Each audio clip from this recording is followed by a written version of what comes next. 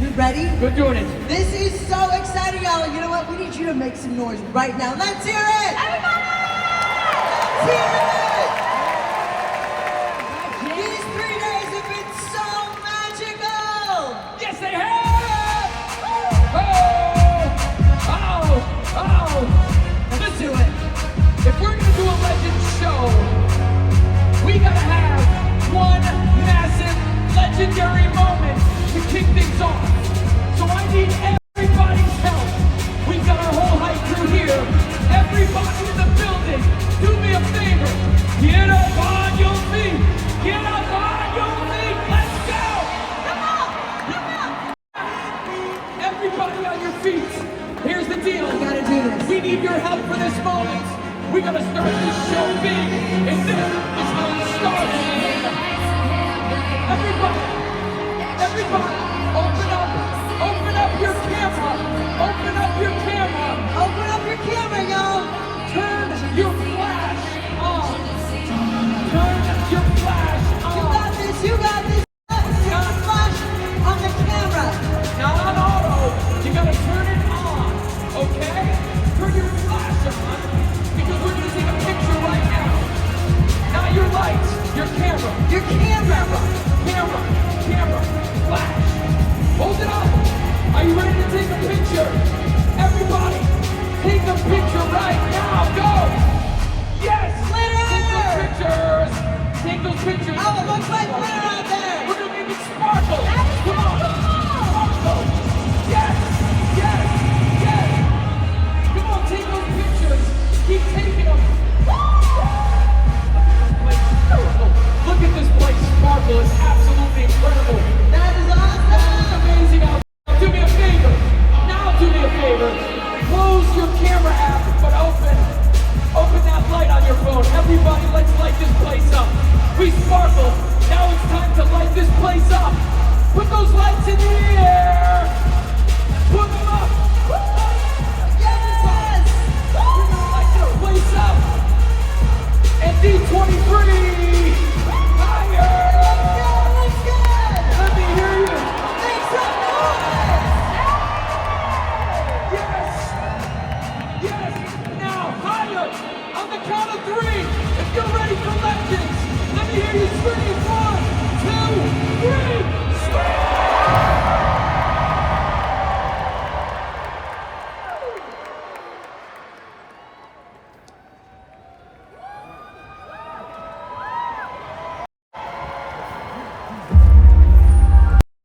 Disney magic begins with a spark. Imagination. Vision. Heart. Tonight, we honor the legends behind the magic. And now please welcome the CEO of the Walt Disney Company, John Morrow.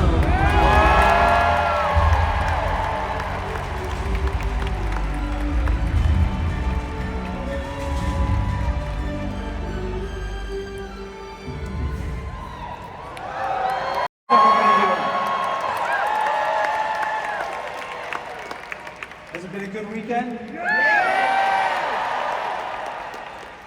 Well, thank you all for being here today, and to everyone joining us from home on Disney+. It is wonderful to be with you, the best fans in the world, as we come together to honor this year's Disney Legends.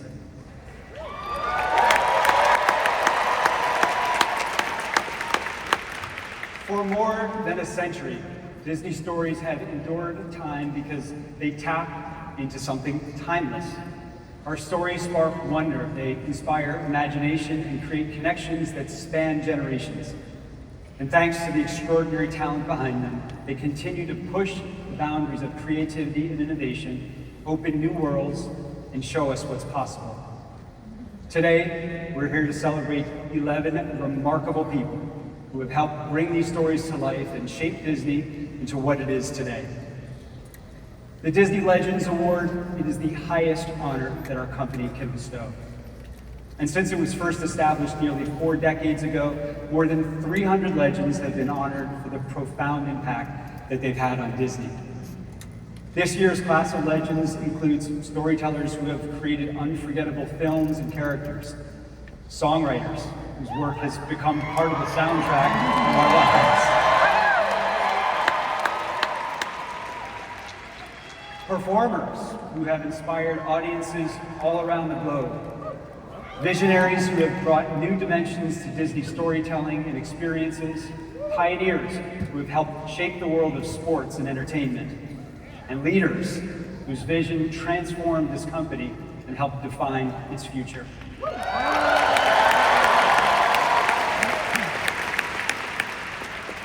Individually, their backgrounds each look very different, but collectively, they all have one thing in common. They represent the very best of Disney. Their creativity, innovation, excellence, and deep commitment to bringing joy to people around the world has made them the stuff of legend. And recognizing them alongside the fans who love their work is what makes this event so meaningful. Now, to help us celebrate these exceptional individuals, we have a legend in his own right. Please join me in welcoming back the host of this year's Disney Legends ceremony, Ryan Seacrest.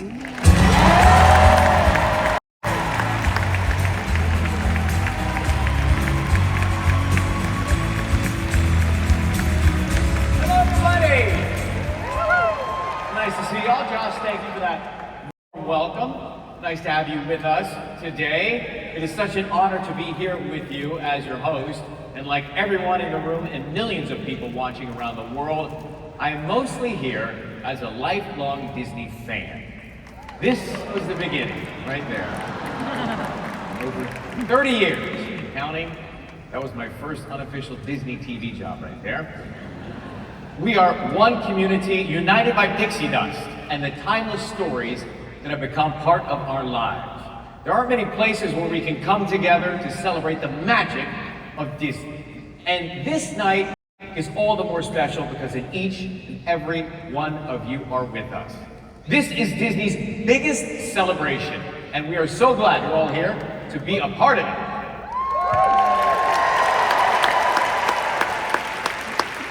This tradition is about honoring the people who make the Disney dream our reality, the people behind the magic, who create the moments that become memories we cherish in our hearts forever. They brought us joy, laughter, and unleashed our wildest imaginations. Tonight, we celebrate them and the wonder they've inspired in all of us.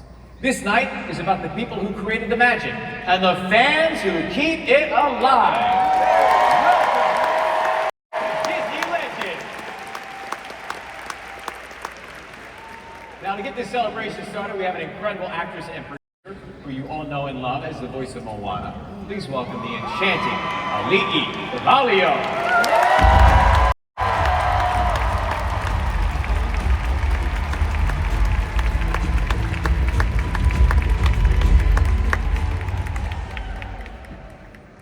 There are songwriters who write great songs.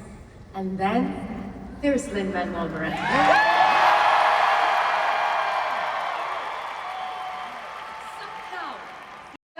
Write music. He writes masterpieces. But what makes Lin truly special isn't just the music he creates, it's the generosity in his creativity. I've been lucky enough to experience that generosity. What I can't believe has been a decade now with Lin trusting me to sing his genius songs. He has an extraordinary gift, and on top of all that, he gives the best hugs. And I don't know what detergent or cologne you use, but they come and he's soft. Seriously, he's great. But seriously, you are one of the defining musical storytellers of my generation.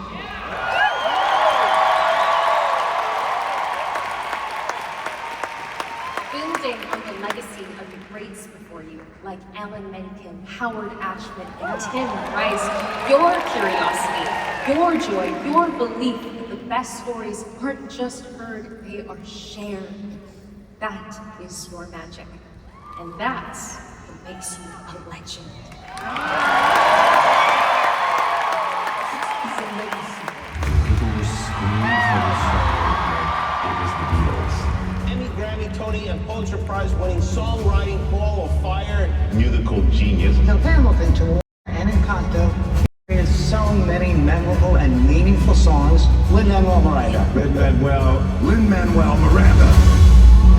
It's really exciting working with Lin. He's fearless. Lin has a way of creating stuff that invites people in. I always wanted a rubber. Lin's writing is brilliant. We don't talk about Bruno. He brings such a fun energy. The music in The Little Mermaid, like I'm getting chills just thinking about it.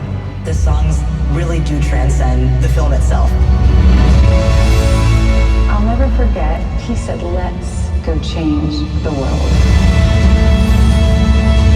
He's the phenom of this century.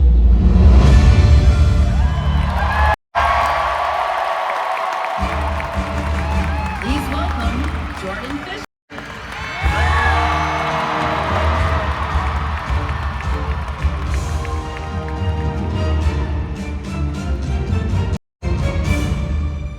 Let's say you're watching a movie and you hear a song that's groovy, that's a little bit of Disney magic from him. When you are out on a ledge and you are lifted by a legend, that's a little bit of Disney magic from him. Might be lion cubs or mermaids, maybe Star Wars needs a tune, an enchanted house for Mickey Mouse. Then you can bet that pretty soon he'll show why he's such a whiz. He keeps composing songs for Disney. Time to celebrate the guy, so let's begin with a little bit of Disney magic from Lin.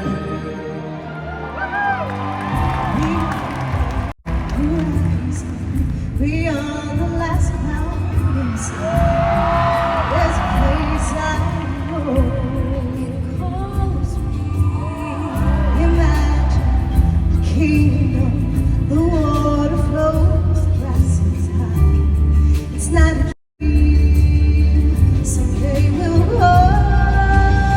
I've been staring at the edge of the water long as I can remember. Never really knowing why. Every turn I take, every trail I track, every path I make, every road leads back to the place I know where I cannot go, where I long to be. See the line with the sky meets the sea, it calls me. And no one knows where it goes. If the wind in my sail on the sea stays here. One day you'll know how far I'll go. I am Moana.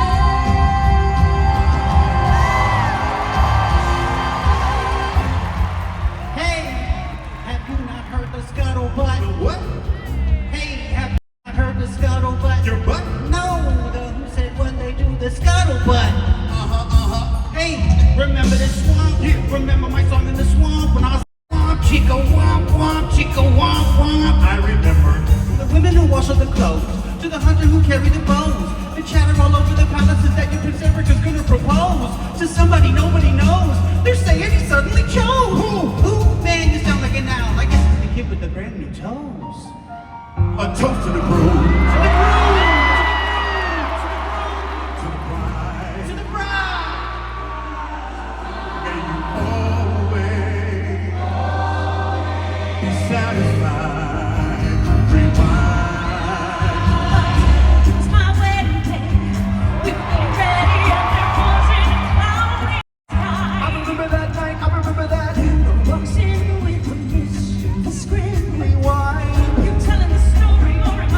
You will never be satisfied. Bruno says it looks like rain. This is not a game. So he floods my brain. Just you wait. Married in a hurricane. In the eye of a hurricane there is. We don't talk about Bruno. No, no, no, no. We don't talk about Bruno.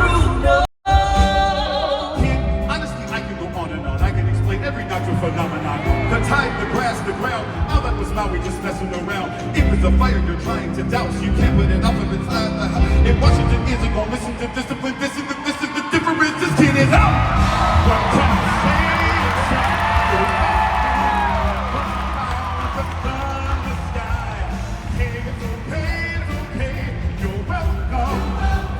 Just an ordinary Jimmy guy. It must be nice, it must be nice to have a Jimmy God on your side.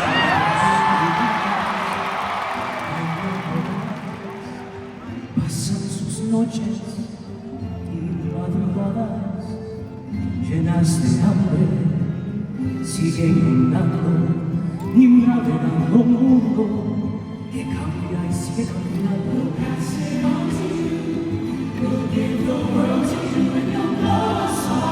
Y hay mariposas, no se aguanten más, hay que crecer, parte y volver, hacia donde se un milagro, rompiendo mis salidas, hay que volar, hay que encontrar su propio futuro.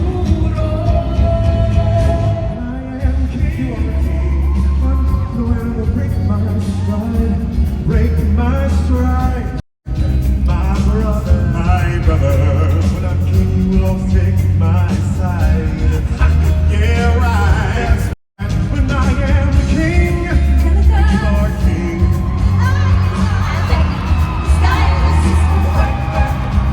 My brother, outway may run away, but they can't hide. Let's go.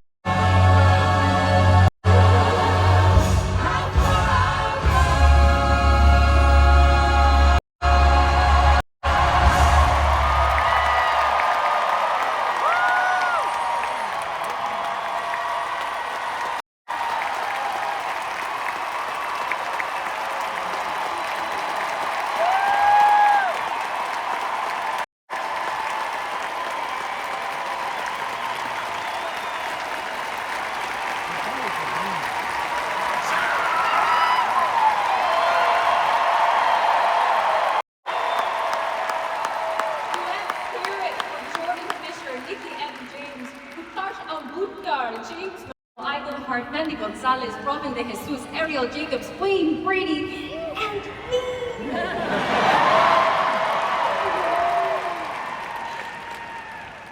Lin, you have always been a legend in my book, but today we make it official. I am so honored to welcome you into one of Disney's greatest traditions as our newest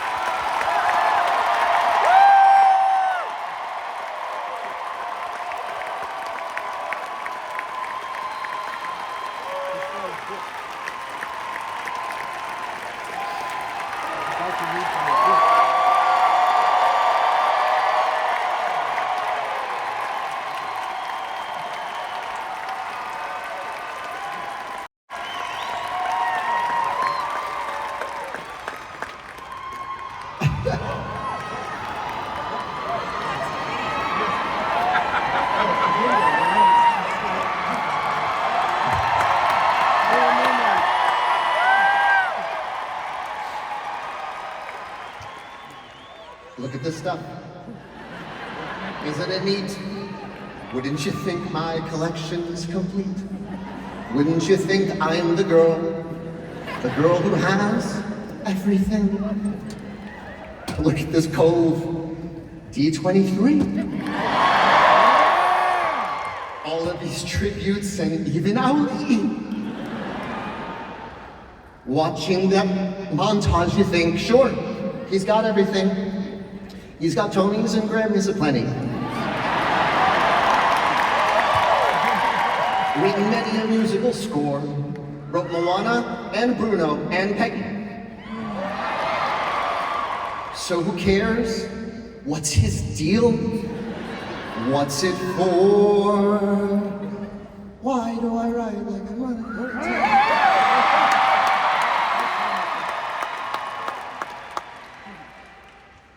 I want to be where the people are. Write songs like Mencken and Howard Ashman. Watching the kids sing along to the songs on that screen. I was that kid, just a bit bizarre.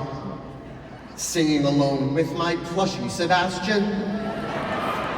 Playing my Casio keyboard along with each scene. I was just 9 by my TV, learning each line's under the sea, praying each night. The music I'd write would be part of your world. How am I here, getting to cheer near Susan Egan? Thank Tom McDougal, somehow he knew I'd be okay. Years before fans, he took a chance, hiring this antsy unknown Puerto Rican. From Mikasa to Mufasa to today, and now here I stand full of gratitude, grateful for each human animator. Bringing our music to life with the magic they do. And I'm grateful for you, for believing in me. You see that line where the sky meets the sea? God, what a time. Grateful that I'm part of your world. Thank you so much.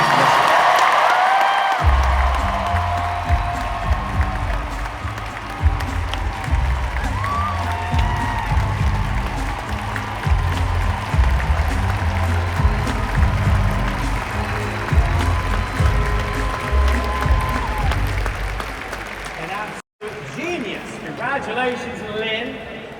From Juilliard and Broadway to realms hidden deep within our imagination, this actor brings characters to life with equal parts humor and heart. He's been in every Disney animated movie since 2012, and he's become known around the studio as a good luck charm. Based on that alone, I argue he is one of the most famous voices in the business.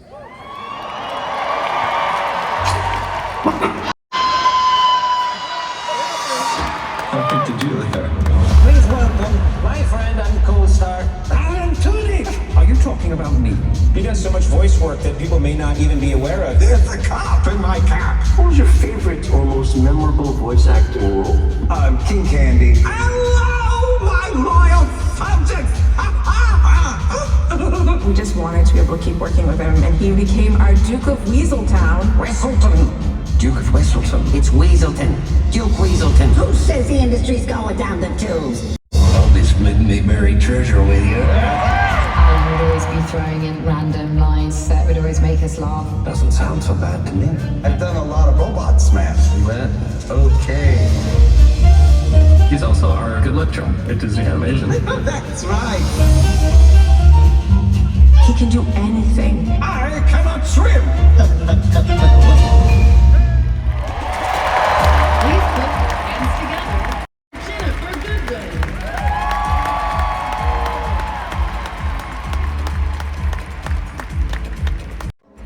And Summer Allen Tudyk, an entire universe of characters. He's played kings and dukes, robots and roosters, weasels, pirates, villains, heroes, and somehow Every single one feels completely original and unique. He has voiced over 25 Disney characters.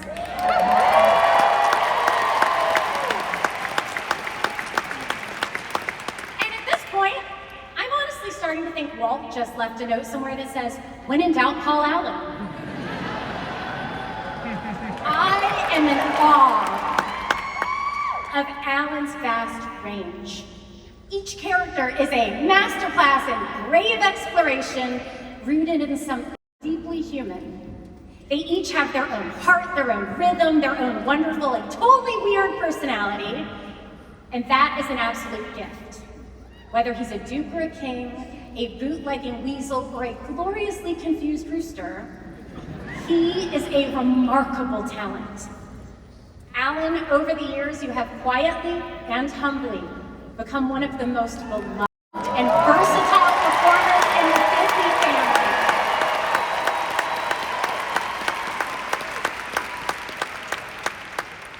So today, it is our turn to celebrate the man behind so many unforgettable voices. Please join me in welcoming our newest Disney legend, Alan Tudyk.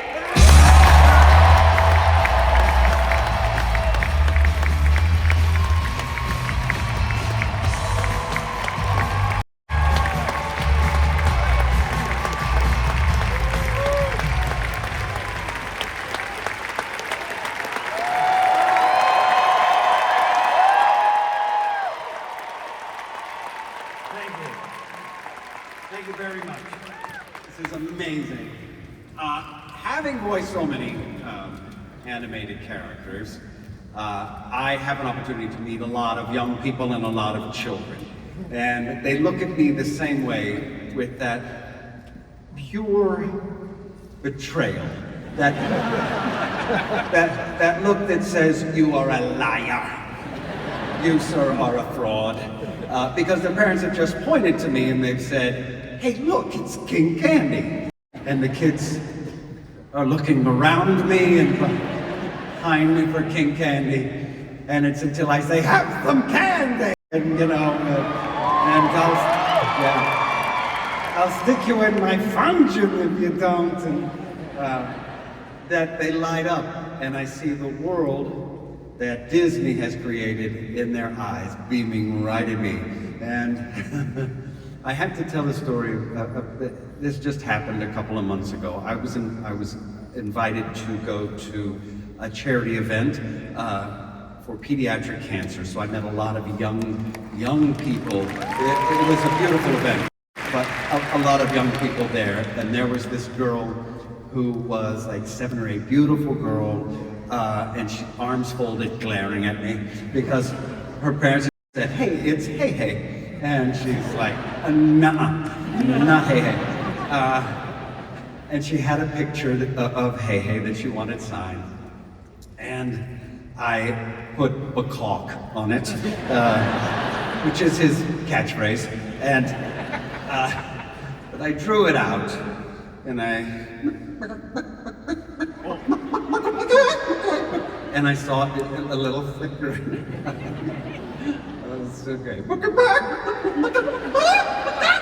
And she stopped standing still. She couldn't stand still anymore. It started, it was like there's a laugh moving around in her. The more I did it, the more she moved until she was laughing and clapping as I'm screaming my head off. And there was a pediatrician who called me over. He said, "I've got to show you something." He said, "All the kids, we let them paint the ceiling tile above their beds so that they can see what their joy, the thing that makes them happiest." And he went through picture after picture. Hey, hey, hey, hey, hey, hey, hey, hey. Now, I did not create Hey Hey. I added to Hey Hey. My contribution was small. It is a team of brilliant people here at Disney, but I get to be the ambassador of so much joy. And it is incredible.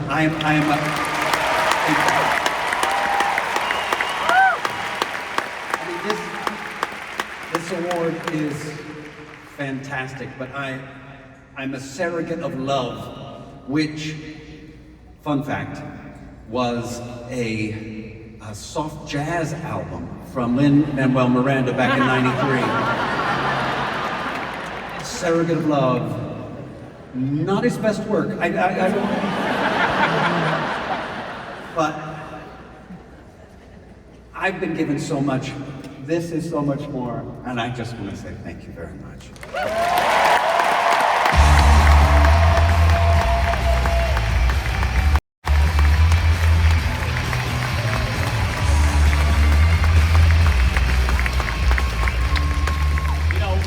Magical things about Disney is that you can actually step inside the stories that you love.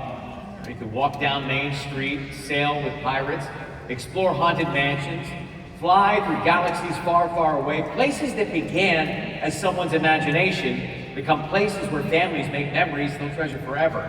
That's the magic of Disney Imagineering. They don't just build attractions, they create wonder. And for decades, our next Disney legend has been one of the extraordinary people making that wonder possible. Carrying forward Walt Disney's belief that imagination should be something you can see, hear, touch, and experience together. Millions of guests may not know her name, but they have felt her work, and generations of families have made memories because of it. Her name is Kim Irvine. Pirates of the Caribbean, Heroes of America, It's a Small World, The Tiki Room. Sleeping Beauty's Castle. For over 50 years, Kim Irvine has created magic. Protected the legacy and carried us forward into the future of Imagineering. Kim was born and bred Disney. Her father, Harvey Toombs, and her mother, Leota, both worked at the Disney studio.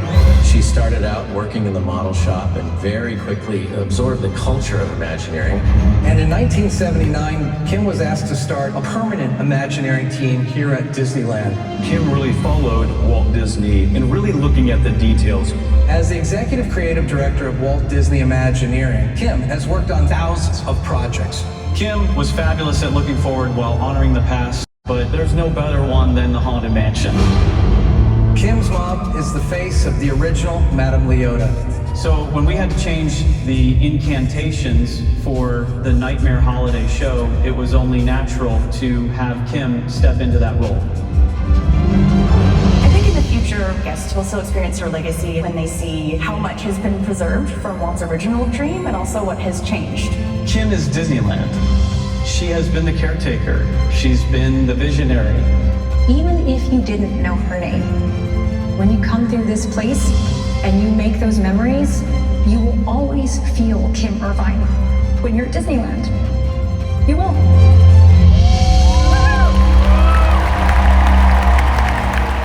Please welcome Disney legend Lin-Manuel.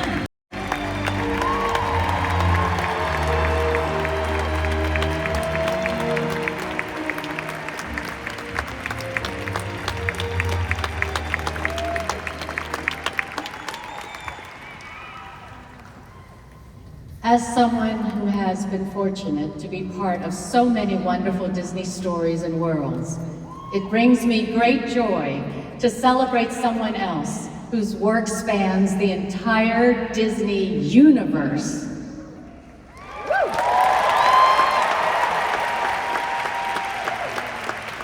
Kim Irvine pushed the Disney legacy of excellence in storytelling into a new era, inspiring generations of storytellers to follow in her footsteps.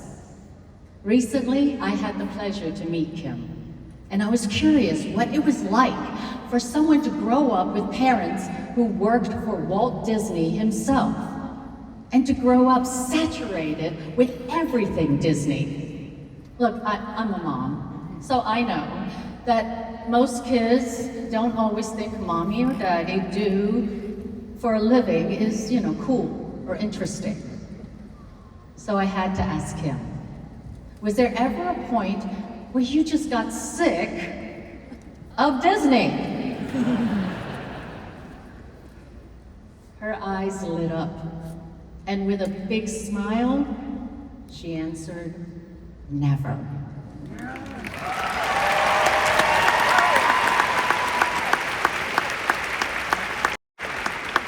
I think we all feel that way, right? Kim, thanks to your vision, your leadership, and most of all, your love of Disney, you have given park lovers new attractions to look forward to with each visit. We are eternally grateful to you for pouring so much passion into the happiest place on earth, where we all get to play.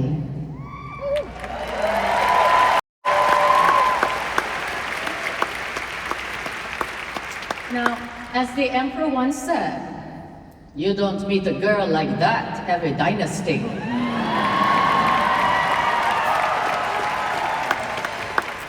I'm honored to present this award to you and to welcome you as a Disney legend.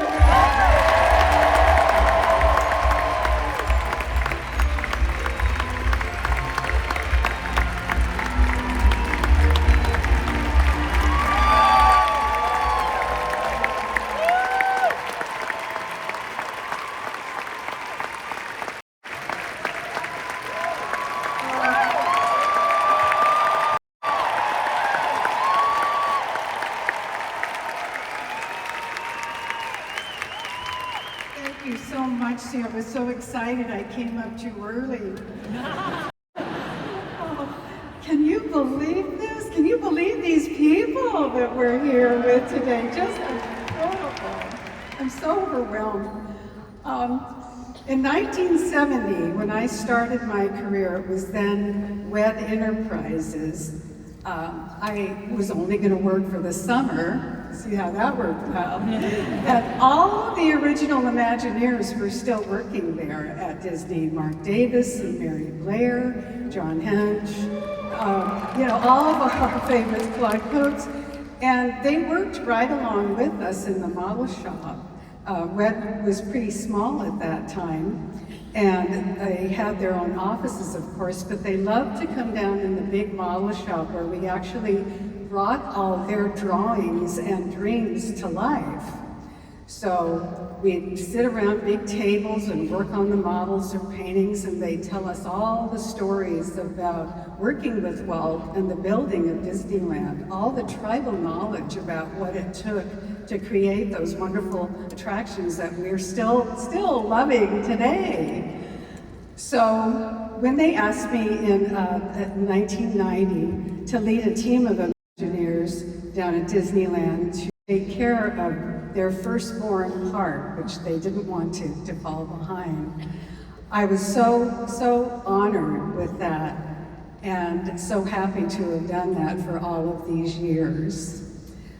I really want to thank the Disneyland, my brothers and sisters there, because they are really the ones that make that magic happen every day.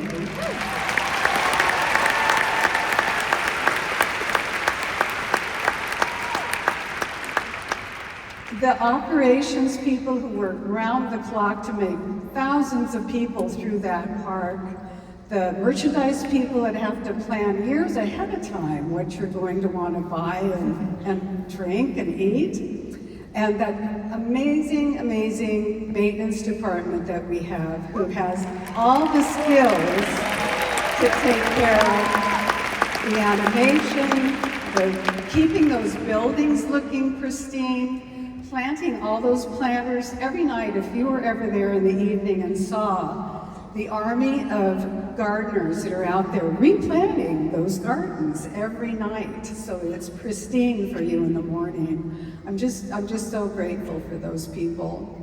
I also want to thank, I also want to thank my Imagineering team, both past and present. They're an amazing group of people. We started with 2 of us, and we're a team of about 50 people now.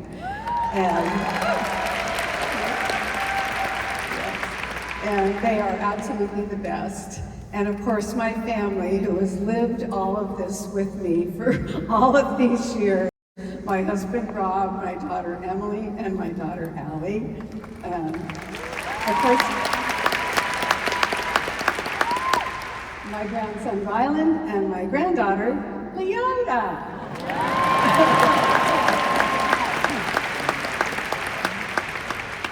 So thank you so much for being such amazing fans. John Hench used to tell me often when he would come down, we'd walk the park and he'd point out all of these things, and we'd walk for hours. And he came down until he was in his late 80s, early 90s. And after we'd walk the park for a few hours, he'd say, "Let's go on Space Mountain." So I'd say, okay. So we go and we ride around once, and I'd be worried, because you know that's a rough ride for someone who's 90. And we get to the end, and he'd go, "I want to go again." So I'd look at the ride operator and go, she'd go, "Are you sure?" Yeah, he's good, he's good. So anyways, thank you so much. Oh, and what he used to say always was, remember, the guests own this park. We just take care of it for it.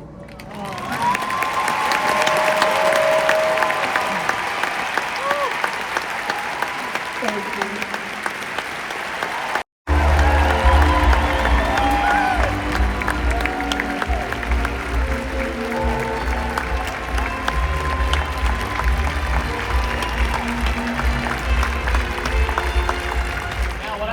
Met these legends 20 years ago.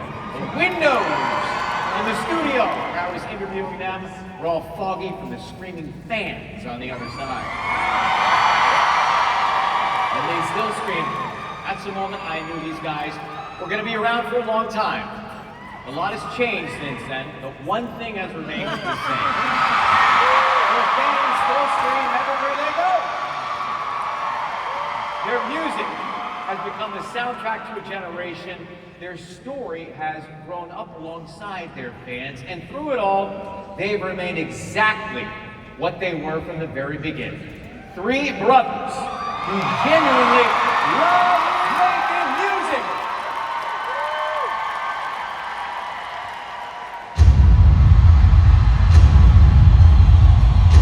Ladies and gentlemen, Jonas Brothers! Jonas Brothers. Hi, we're the Jonas Brothers. Don't say it. It's in reading. Oh, okay. Welcome to the Jonas family household. This is our life. The multi-platinum selling Jonas Brothers, they have rocked our world for 2 decades. You're a rock star, dude. Use it. In 1 week, they had 3 albums in the top 10. It's the type of music that has become the soundtrack of friendships, heartbreaks, and everything in between. One of the most popular music acts in the business.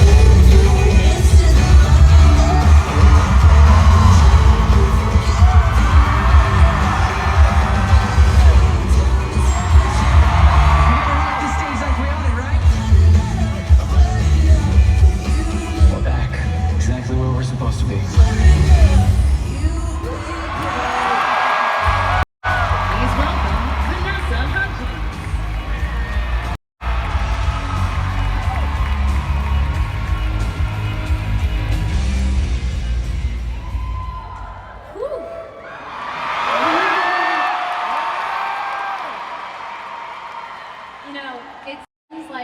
Yesterday, we were all just kids running around the Disney lot. And now look at us. We all have kids. I remember watching the 3 of you and just being in awe of your connection. The way you communicate with each other without even saying a word. You know, that telepathic thing that you guys got going on. Whew.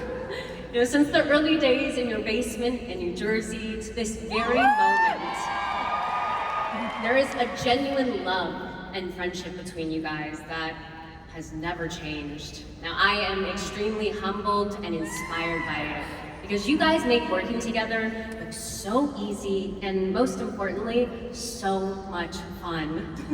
I mean, it's a huge part of the reason why fans around the globe know every single lyric to every single song, including my son, who runs around screaming, "I can't lose!" Does that boy mean it, so thank you for that. Your bond, the bond of your brotherhood, is something that makes us all feel like we are a part of your extended family. Now, I know how much you mean to your fans and how much they mean to you. Tonight, there are thousands of them here, but there are millions more who wish that they could be. So, congratulations, friends. I'm so happy to welcome you as Disney legends.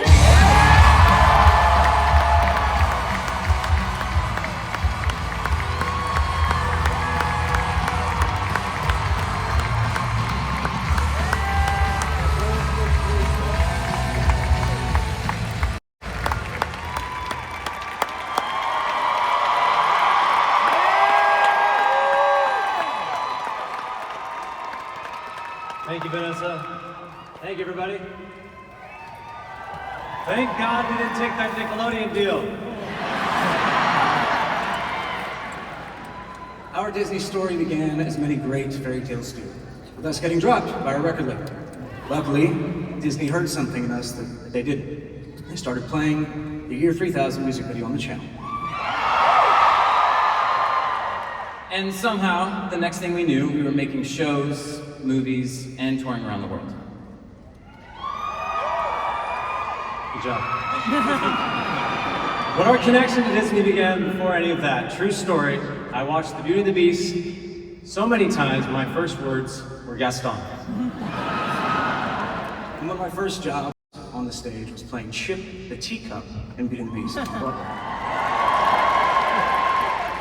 And I have seen them both.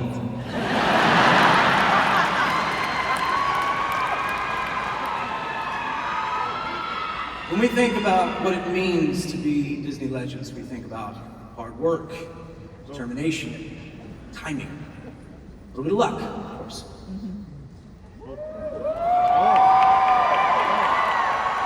And one more thing, absolute loyalty to the mouse!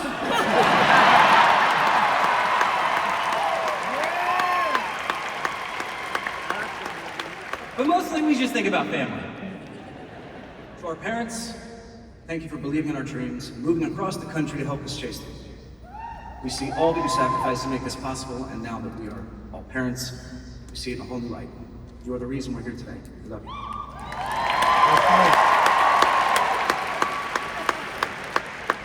You took them off? Okay. To our management, our band, our crew, our collaborators, and our friends, thank you for being there and believing in us. We didn't believe in ourselves. We couldn't have done it without you guys. And to our wives and our kids, thank you for loving the versions of us who exist off stage. The husbands, the dads, it's the most important part we will ever play. Thank you. And to Bob Iger, who we've always considered family, which is how we hope he sees us when he does his estate planning as well.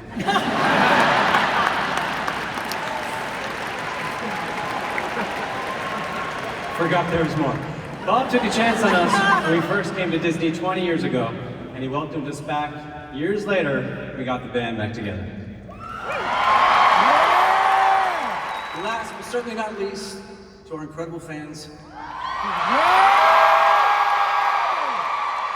thank you for letting us be a part of your childhood and growing up alongside you all these years. You gave 3 brothers from New Jersey a life beyond anything we could have imagined. We are so grateful.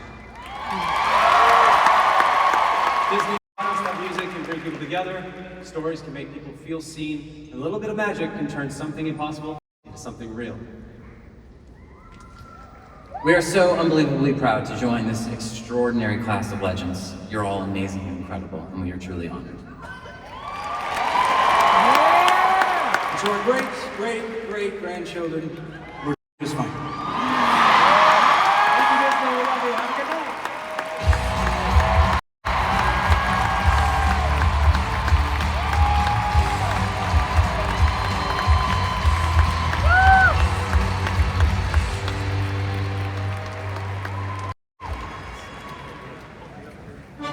Susan Egan, star of Broadway and film. She's an actress, director, she's a masterful storyteller. The ultimate professional. Incredibly talented in all directions. The godparent of our new ship, Susan Egan. Susan Egan! Susan was our very first Belle on Broadway, and she was amazing. She walked in to sing, and we were sold. I want much more than this provincial life. The audiences fell in love with her. We were creating a piece of Broadway history for Disney. It was a magical experience. My friends call me Meg. Meg was a little different than any other Disney heroine. I'm a damsel. I'm in distress. It was hard to picture Belle as Meg. Tie my own sandals and everything. She nailed it. She captured every aspect of Meg. And to scream and get a grip, girl. And Susan's Disney story is still unfolding. She's created productions for Disney concerts, Disney parks, Disney Cruise Line. She's performed more than 350 concerts in over 20 countries. As a producer and director, Susan's investing in the legacy, the next generation of performers, and uplifting all of us that surround her. She has such a way of connecting with people, bringing theatre to many guests for the very first time. Susan's legacy is not just what she's done, it's what she continues to build for other artists around the world.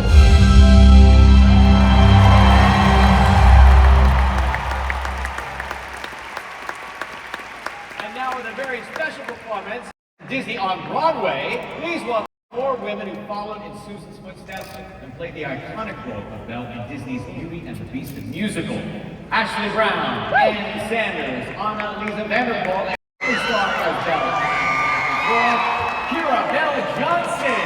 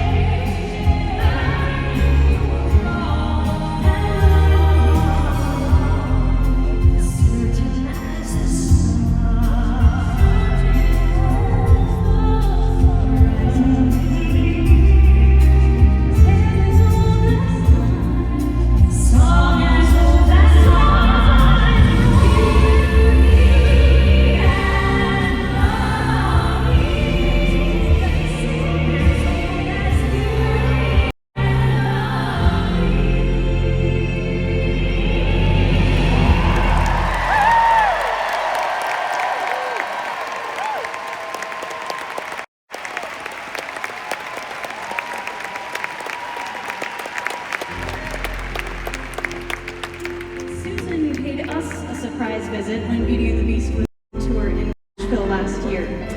When it came to meeting the woman who laid so much of the groundwork for how Belle came to exist live on stage, I was really intimidated, but she could not have been a more gracious, grounded, and disarming person. On top of the comedy and heart and beautiful vocals, there's this wonderful person who loves to create and collaborate with other people. It's given me a wonderful example to follow. Someone who's so connected with themselves and yet able to be fully present in every room. You have already inspired a couple generations of young women, and there is no end in sight. Tonight, we have some of those young women here with us. They are huge fans, and they are so excited to honor you. Please welcome performing I Won't Say I'm in Love from Hercules. Put your hands together for Cat's Eye.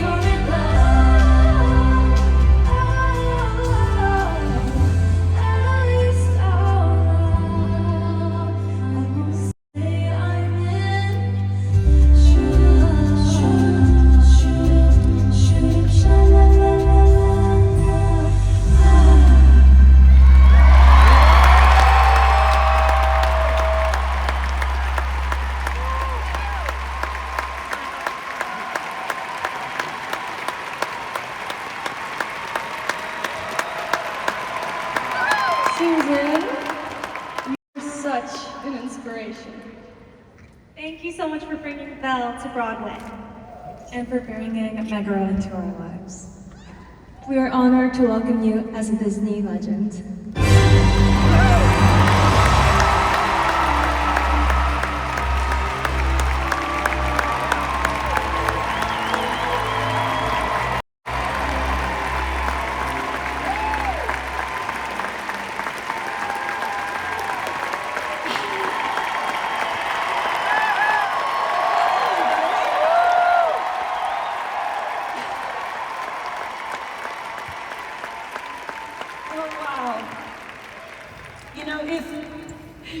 If Beauty and the Beast had simply been my Broadway debut, that would have been dream come true enough.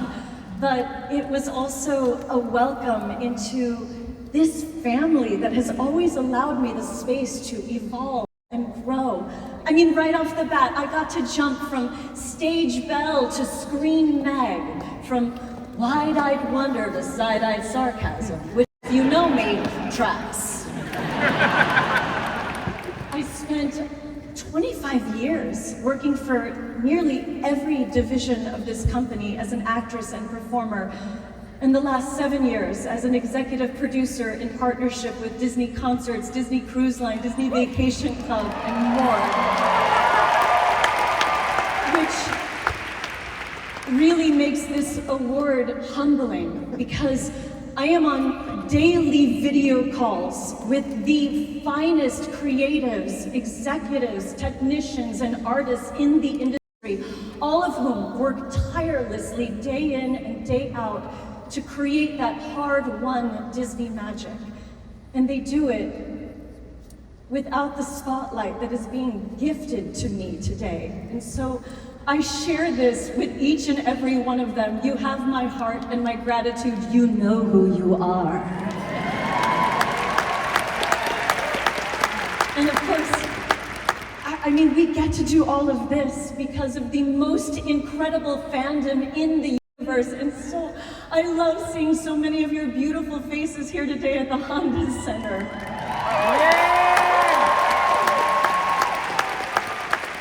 I'm honored to get to play just a small role in Walt's legacy.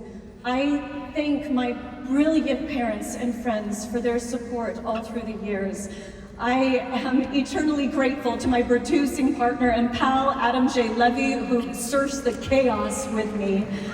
I am grateful to God, whose mysterious hands are in all. And of course, to my husband, Robert, and my daughters, Nina and Isla, whose love is the greatest gift I will ever know. You are the legends in my life. Thank you.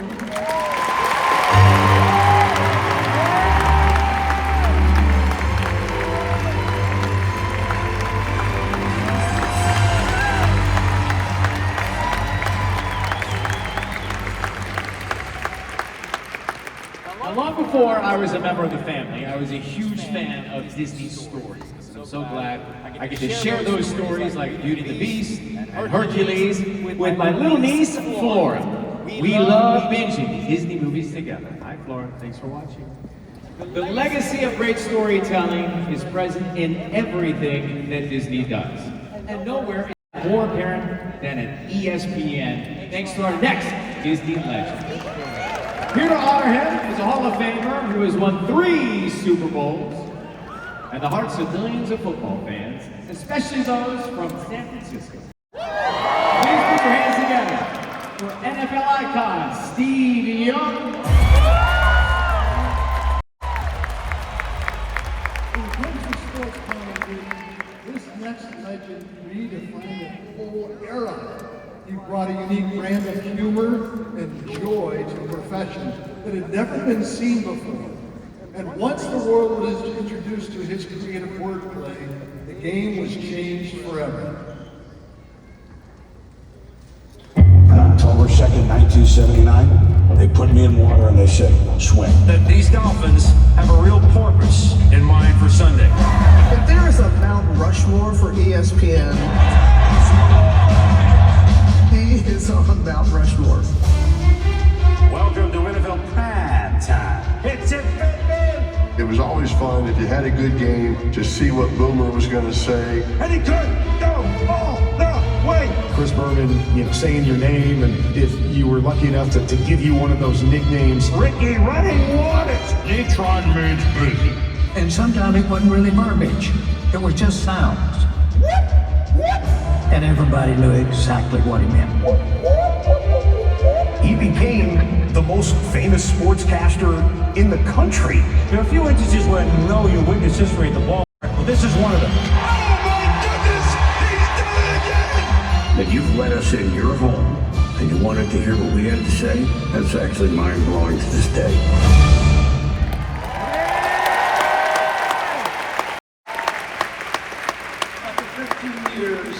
Of playing pro football and being interviewed by Boomer, it was my turn to get behind the mic. Making the transition from player to sitting at the desk at ESPN could be pretty intimidating. I mean, I'd taken hits from 6'5", 300-pound linemen, but staring down the barrel of that camera somehow felt more menacing. It took everything I said so seriously, and I felt a tremendous pressure to live up to the standard that had been set before me. Boomer, in his infinite wisdom, saw me overthinking it, trying to be perfect. He pulled me to the side and said, "Steve, don't worry about it. Whatever you said, it's on its way to Pluto." And that's when it clicked. It's the authenticity that really counts. He had already provided the playbook with the stories, a genuine love for sports, and those unforgettable nicknames and catchphrases. I'm forever grateful for your advice, and most of all, Boomer, your signature Boomerisms. With my all-time favorite being, he could go all the way!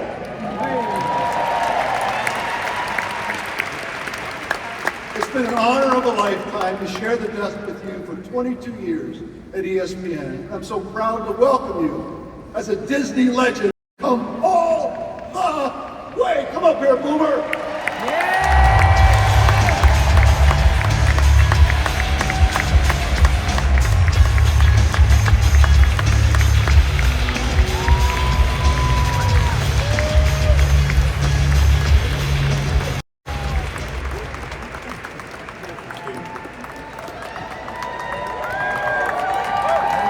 That's a Hall of Fame quarterback. My God. Thank you, Steve. I thought this was a Ducks home game. I had no idea we were doing all this.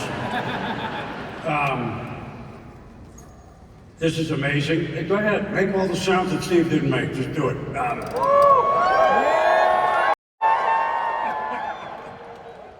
guess the first legend long ago was Fred McMurray, all right? I know that's predating a few of you. I looked down the list. By the way, I look at our class of 2026. Whoa. But I look at, like I said, Fred McMurray, Julie Andrews, Elton John, Barbara Walters, Angela Lansbury, Dick Van Dyke, Harrison Ford, Billy Crystal.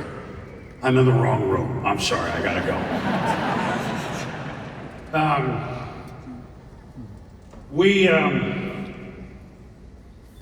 It wouldn't be me if I didn't thank the man that gave us the award first, Bob I of the Iger. I had to do it. By the time it came for him to present it, he's one of us. What happened to you? And your successor, Josh, I'm gonna try it. We've had some great todays, but here's the even better tomorrows, all right?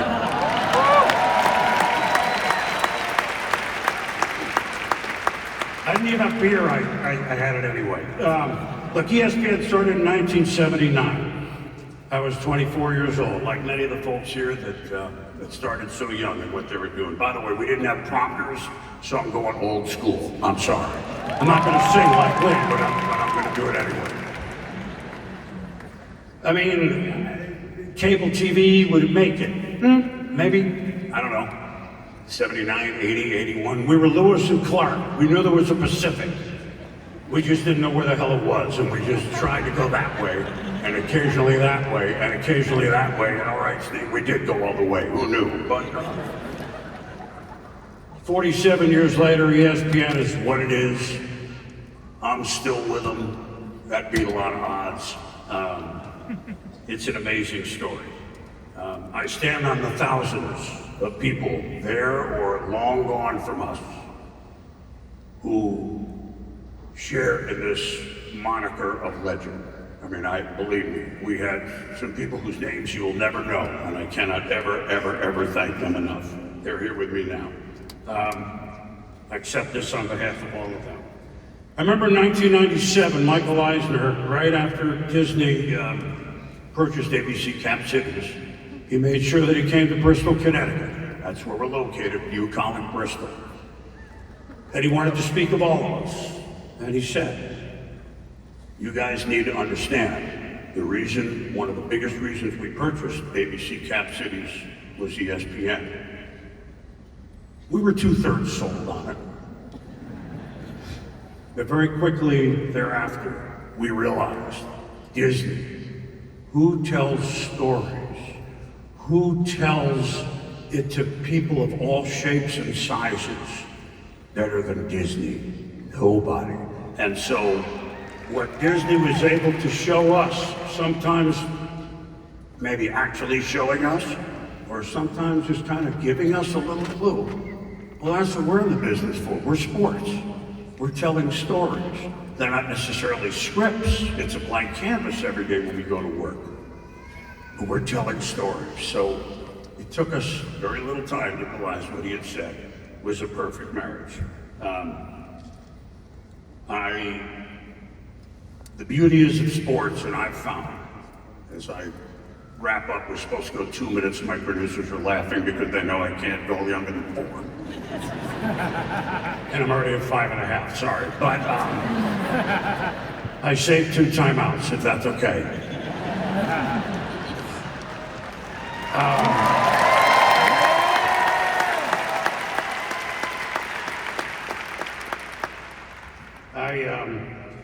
The thing I've learned more than anything else about being in the sports arena is just what I try to say. That no matter male or female, old or young, rich or poor, I don't care what the color of your skin is, we can have the same discussion today on last night's game, I can't believe they didn't go for it on 4th down, all right? It's just, sports is a melting pot, and it's real, and it's the best thing that this job has given me. I would like to thank my late wife, Kathy, for allowing me to pursue my dreams.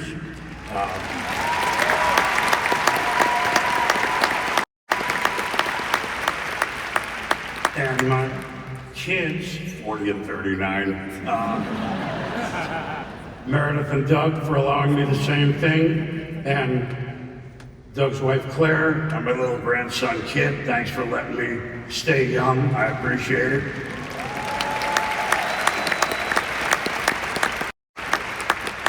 All right, 2 quotes. One, if you know me, you know I'm going rock and roll, all right? Eddie Money. And I'm not going to sing, we have the Jonas brothers to do that. I want to go back and do it all over. I can't go back. I know. That's quote 1. This one might ring a little louder and resonate a little louder with everybody.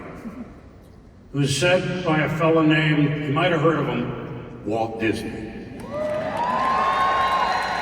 Still getting cheers. You see, that's a legend right there. Growing old is mandatory. But not growing up is optional.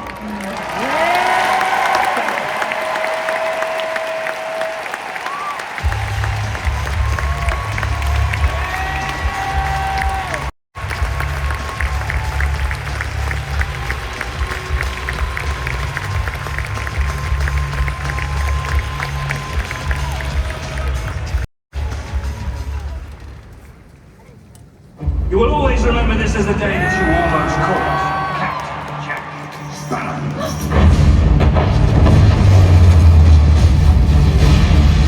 You're gonna steal the Declaration of Independence.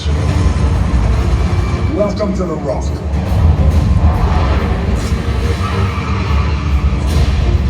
Blow up the building! Why? Because you made a phone call! Don't let anyone take me out of the water, no matter what. God help me if you're wrong. If I'm wrong, then we're at war. God help us all.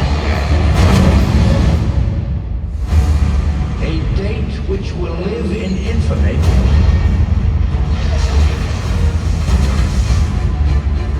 We all gotta die, right?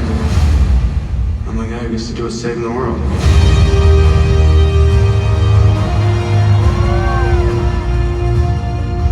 You better start believing in ghost stories. You're in one.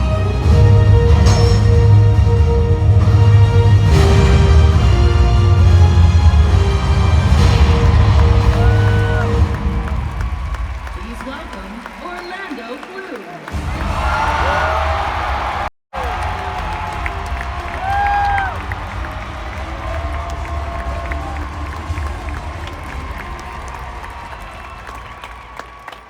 Where is he? There he is.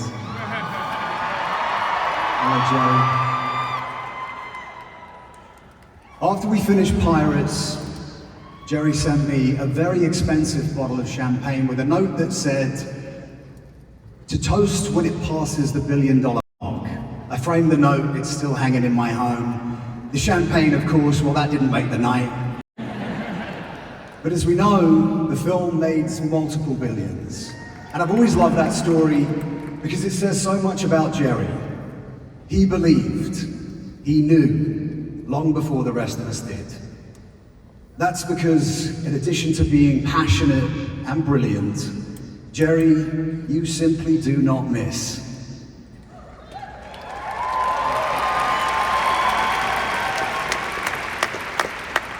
You have this remarkable gift for building worlds that forever live in our hearts. You've expanded our imaginations by transporting us into stories that become part of culture. And your eye for talent? Unmatched, if I do say so myself. You assemble these casts that blend together with such chemistry that allows audiences to get lost in your characters and in your worlds. Jerry, you took a chance on me at a moment in my life when everything was moving very fast. Pirates changed my life, and you were a huge part of that.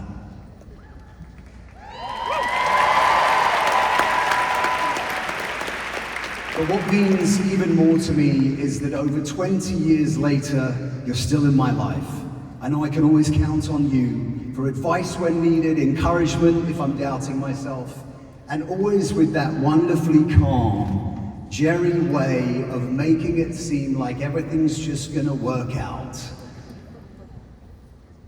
You've created some of the biggest movies in history, but behind all of the success is an incredibly loyal, generous man and husband who remembers the people he came up with and shows up for them when it matters most. I'm very fortunate to be one of your actors. I'm even more fortunate to call you a friend. You're a one-off, Jerry, you really are. You deserve every accolade and all of our respect. Congratulations and welcome to the wonderful world of Disney legends.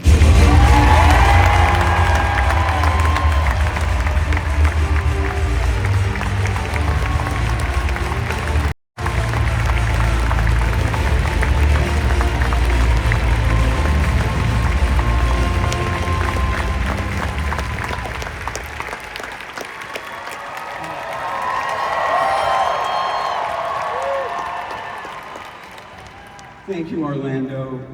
What a great actor and a great friend. I'm so fortunate you came here tonight to introduce me. But I'm thrilled to be here in front of you because you are the fans that go see our films. What a great show they're putting on tonight, the Disney Company. They're amazing.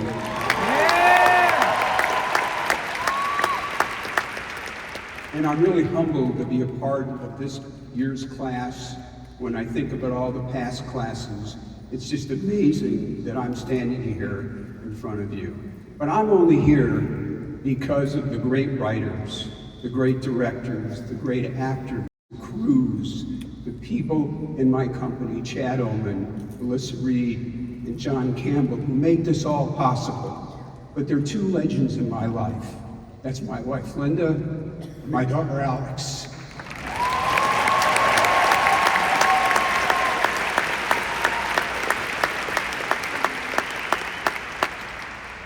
Because they encourage me and help me get through the tough days, to entertain you. You're why we make these movies. You're here tonight because of what we put on the screens, and you support what we do. And nobody does it better than the Disney Company, the way they promote their films, market their films, distribute their films. They become worldwide phenomenons. And they make the world a better place, which it really needs. Thank you, the Disney Company, for this great accolade.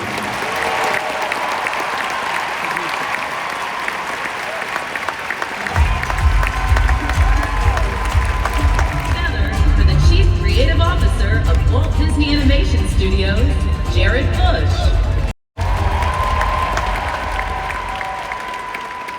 You guys, Legends ceremony, come on!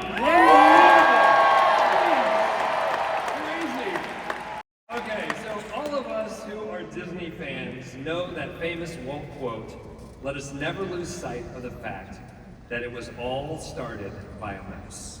But we also know that it was in fact also started by the people who created that mouse, Walt Disney and his fellow artists and storytellers. All of them pioneers in a new art form called animation.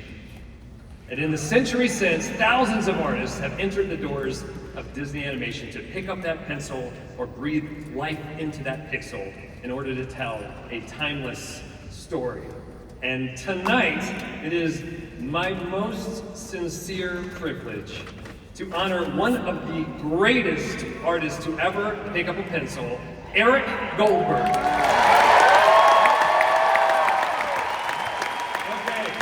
Since he was a little boy watching cartoons and Walt Disney on television, he knew he wanted to be an artist. As a young man, Eric was a successful animator, leading his own company when Disney approached him to consider animating a character for a project in development.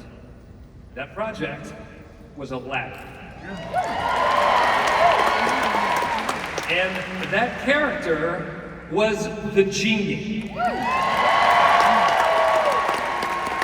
The combination of Eric's joyful, playful, and fearless animation with the talents of Robin Williams created one of the most iconic animated characters of all time. Not a bad way to start your Disney career. From there, Eric animated Phil in Hercules, Louis the Alligator in The Princess and the Frog. He directed Pocahontas, as well as the Carnival of Animals and Rhapsody in Blue sequences in Fantasia 2000. He created pencil on paper Mini Maui for Moana. That's right. And as head of hands-on animation, he has celebrated some of our studio's greatest characters in the incredible 100th anniversary short, Once Upon a Studio. And there's more in the Oscar-nominated Get a Horse. Through his work, he keeps the legacy of Disney's history alive and has created a body of work that is a legacy unto itself. Starting with his very first Disney character, the Genie, his work was legendary. Today, he becomes a Disney legend.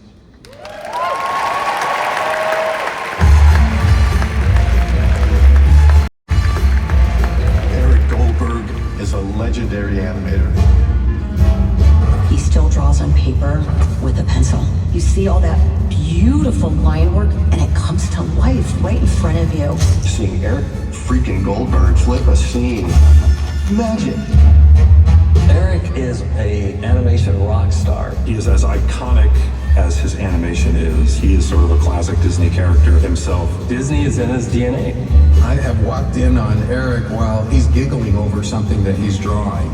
He's enjoying what he does, and you can see it in the work. Louis the Alligator, Phil, the Genie. All that humor, all that charm. And he was so different, so fresh. And we were going, oh my God. He did it with the Genie, and he continues to do it today. Mentoring the next generation. His love of the history of animation, of the craft. He has touched so many of our films. He has such a great sense of entertainment. That's why Eric is more than just an animator. He's a filmmaker. Master of their craft. He's always been a legend, but of course now it's official.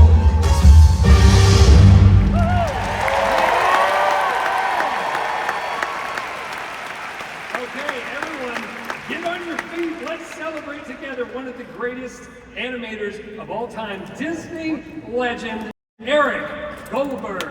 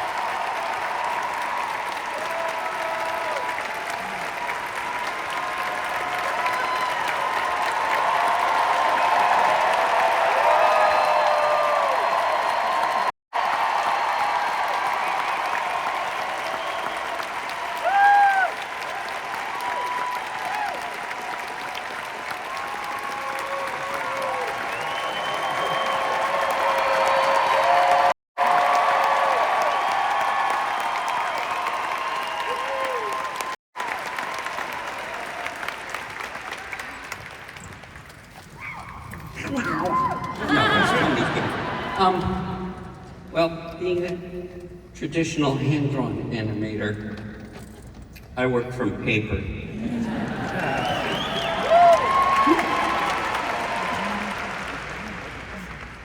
This is indeed an honor, and probably the most important one I will receive in my lifetime. Not that I'm going anywhere. I have a zillion people I would like to thank, but for time I've cut it down to 1 million. Thank you to the Disney Legends Committee, who saw fit to include me this year. Thanks too to Ron Clements and John Musker, who brought me to Disney in the first place, and trusted me so much on the projects we worked on together. I mean, people's jaws still drop when I tell them that the Genie was my first Disney gig. Talk about landing on your feet. Thanks to my wonderful family, my wonderful daughters, Jenny and Rachel, and my amazing wife, Susan, all of whom are fantastic, unique artists in their own right, and for their undying support for my nutball love affair with animation lo these many years.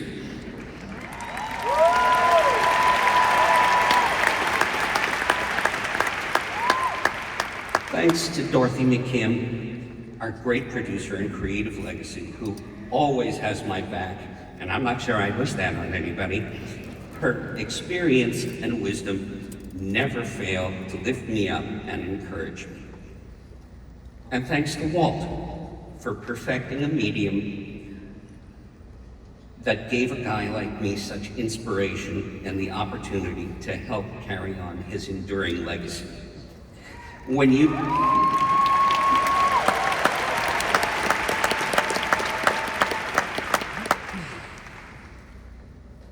believe an elephant can fly, a puppet can be a real boy, and a mouse can take the world by storm, the sky's the limit.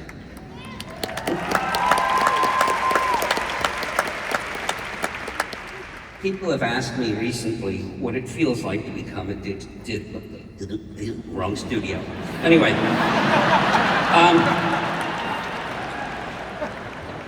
people have asked me recently what it feels like to become a Disney legend. It is very humbling to be part of a rarefied group that includes so many people I've admired for so long. Mary Blair, Frank Thomas, Ollie Johnston, Mark and Alice Davis, Ward Kimball, Freddie Moore, Ken O'Connor, Joe Grant, Bernie Mattinson, Robin Williams,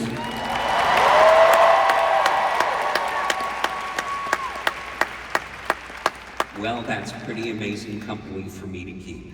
Thank you, one and all.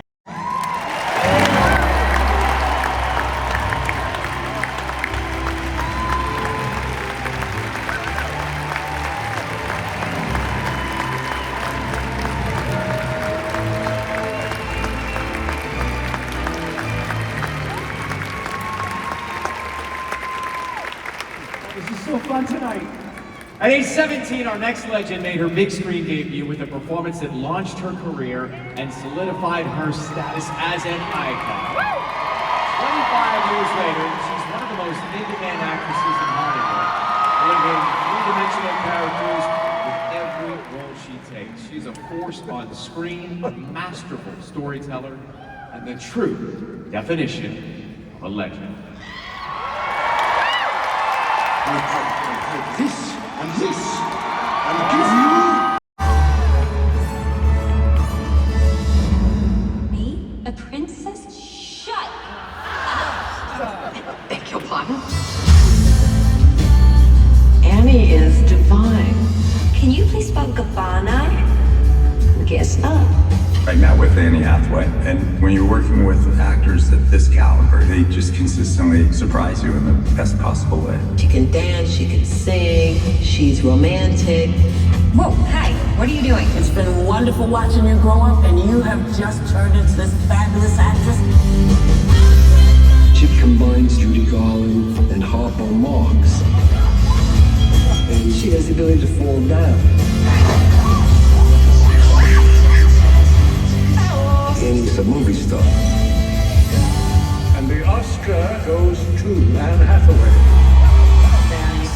warm, fresh, open person.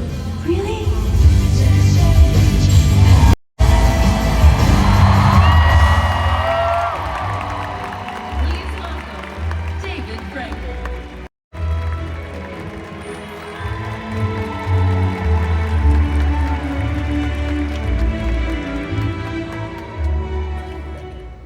So it turns out there's no such thing as overexposure. I met Annie Hathaway for the first time at Nate and Al's in Beverly Hills. She was 21 and already a movie star. Charming, luminous, and wise. Perfect to play Andy Sachs in The Devil Wears Prada. But the studio had other ideas. Thank God for Meryl Streep, since we're talking about legends here today. She saw Annie's performance in Brokeback Mountain and said, yeah, this girl. Game recognizes game. When you look back at her performance in Prada, it all looks so effortless. But no actor ever worked harder. One day, I found her crouched in a corner wearing headphones, tears in her eyes. What are you listening to? I asked. Madame Butterfly, she said. Madame Butterfly, the tragic opera? You do realize this is a comedy. But she was right. By leaning into the pain, she added real emotional depth. When you feel Andy's pain, it's easier to root for her, to love her, to laugh with her. In the 20 years since that first Prada, Annie's grown into a creative powerhouse, a leader on set with razor-sharp instincts and strong convictions. Sigh. She's also become a global icon, won an Oscar, become a wife to Adam, and a mother to Johnny and Jack, and a player to be named later.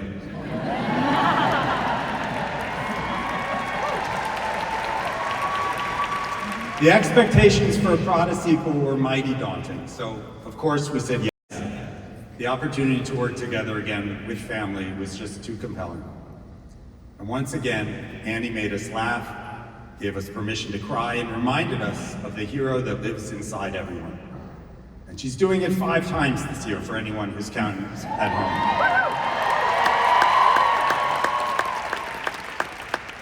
Annie, you're one of the special ones, and right now, one of our mutual heroes who loves a quick cameo has a special message just for you. Hello everyone, it's a thrill to introduce Anne Hathaway for this award. She's known for so many impressive performances. It's hard to single out just one, but I suppose that I should call out this year's blockbuster sequel, in which she ingeniously outmaneuvers a hostile tech takeover in order to ensure the future of a certain fashion magazine. Thank you so much for that, Anne. Over the years, I've gotten to know Anne as an ideal front row companion, as well as a perfect theater date. But I recently had a chance to do a small comedy routine with her at the Oscars, which I confess was a little like stepping onto the dance floor with Fred Astaire. Fortunately, Anne made it incredibly easy for me, which is something she seems to do for everyone at every turn. There is so much to admire about Anne.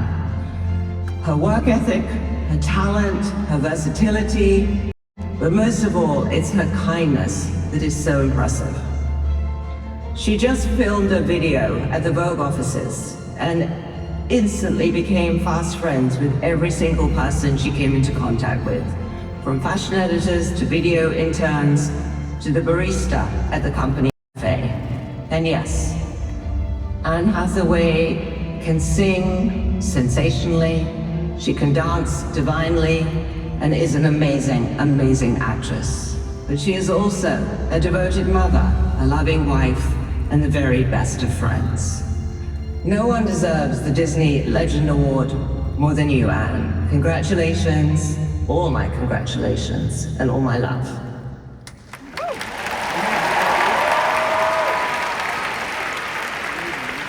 Anna Winter, everyone. The devil also wears sunglasses. It's a tough act to follow, so I'll wrap this up by saying, Annie, I'm in awe of your grace, your courage, and how in over 25 years in this business, you still believe in the magic. Thank you for sharing your light with the world. We love you. We're so proud to welcome you as a Disney legend.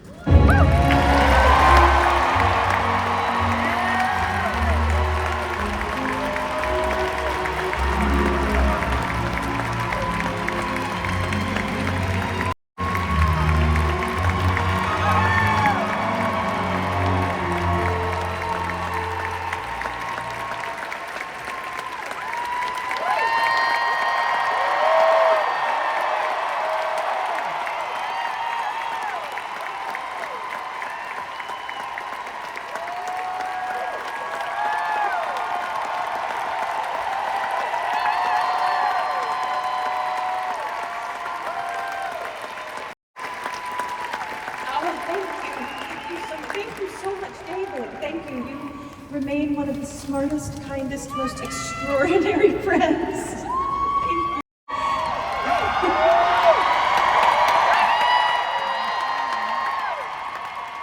I'm humbled and overwhelmed in this room. Thank you so much. But David, you were one of the most extraordinary friends I have ever made through this job. I love so much. And I couldn't be more honored to have you here. And thanks for bringing Anna. Oh my gosh, you guys. Thank you, whoever just went, yes! You get it. You get it. Right on cue, Johnny. My children are here today.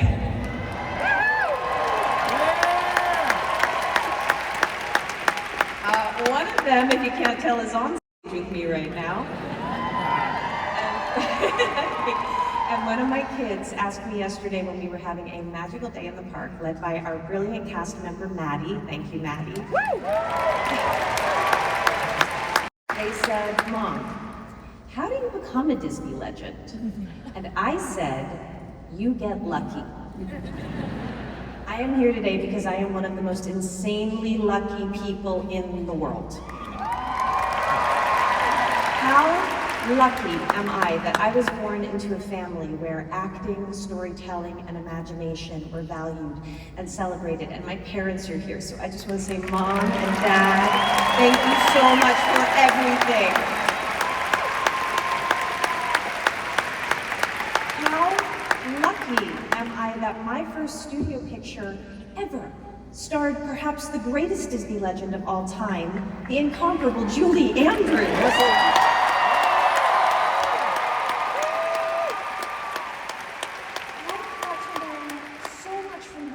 Just 17, and from the time I met her at the first read-through of The Princess Diaries, she showed me that kindness, patience, friendliness, graciousness, good humor, and hard work were an unbeatable combination. And that little princess film that we made together became my first Disney classic, and her 27th. I'm so lucky that Gary Marshall chose me to be Mia Thermopolis. I'm so lucky Deborah Martin Chase and Whitney Houston decided to produce the movie that changed my life. And I am so lucky that I still have the same manager, Susan Bimel, who booked me the audition for what was then called The Princess of Tribeca. I mean, the luck, it just goes on and on. I am so lucky that my first film led to so many opportunities when I was still so young, getting a job that a million girls would kill for in The Devil Wears Prada. You know? I got to be with Stanley Tucci, I got to be with Emily Blunt, I got to be with,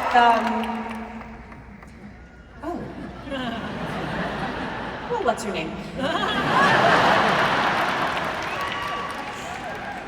Meryl.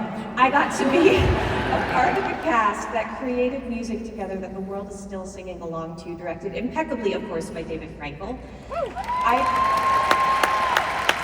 have gotten to spend my life so far doing what I love, having so many adventures along the way, knowing joy and valuing the extraordinary good fortune that allows me to share my life with my greatest blessing, a family I couldn't love more.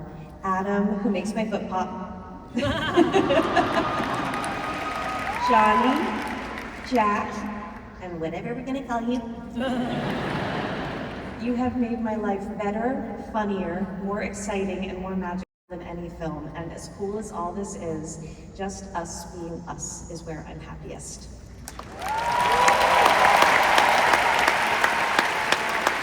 There are so many more people to thank, especially Josh D'Amaro, Alan Bergman, David Greenbaum, Dana Walden, Bob Iger, who oversaw a lot of my time. In fact, just so many people at Disney. In fact, like legit, every single person, from parks and hotel employees worldwide, to the studio employees in Burbank, to the dancers on cruise ships, to the chefs who made my kids the Mickey waffles that they can't get enough of, to the ushers here today. I hope you all know that the reason being a Disney legend means something is because you bring the magic to the real world every single day. So thank you so much.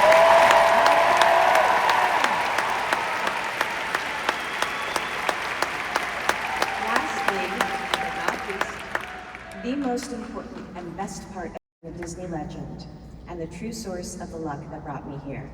Thank you to you. Every single one of you.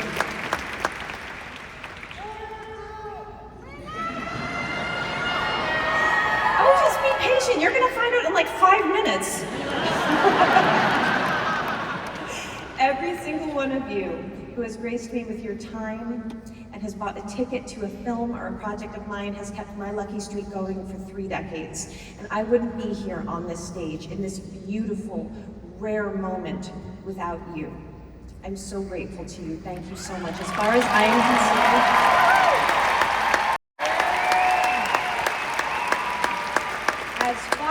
am considered, this distinction of Disney legend status is shared by us all, and I couldn't feel luckier for that. So thank you so much, and let's keep making it together.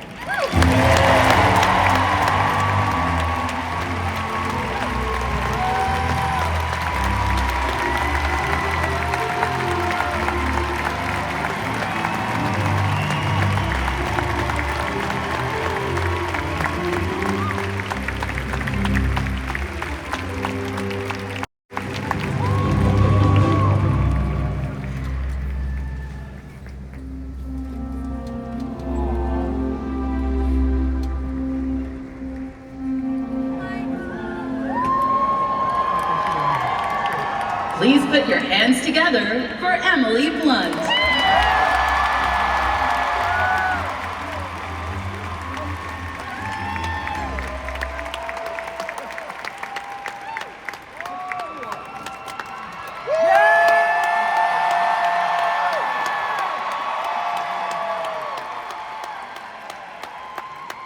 I really thought I could make the teleprompter, but oh, okay. Hi, everyone. I'm so proud to be able to wax on about this awesome demigod that we're celebrating today.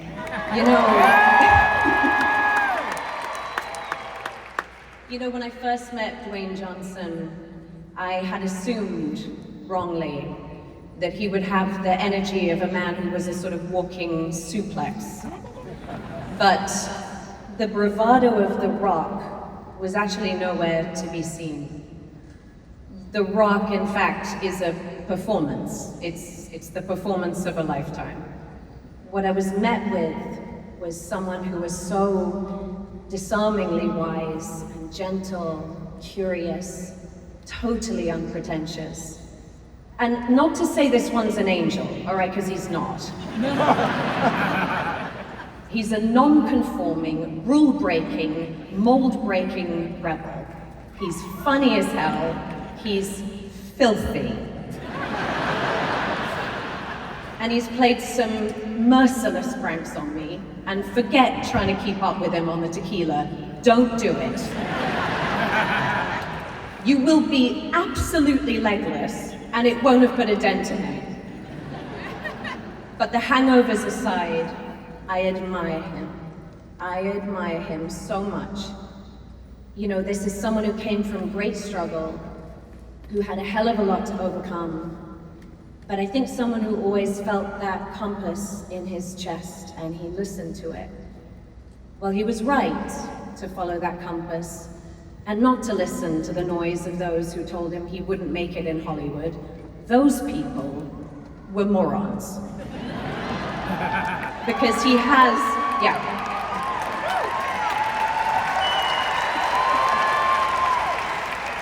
because he has in no uncertain terms redefined what it is to be the modern movie star. Yes! He has captivated the world with his ludicrous charisma and talent, which are as powerful as his kindness. I've been on the receiving end of his range in our 2 films together, from Jungle Cruise to his heart-stopping performance in The Smashing Machine. Yes. But don't get me started on his swaggering, fabulous demigod, Maui just rules.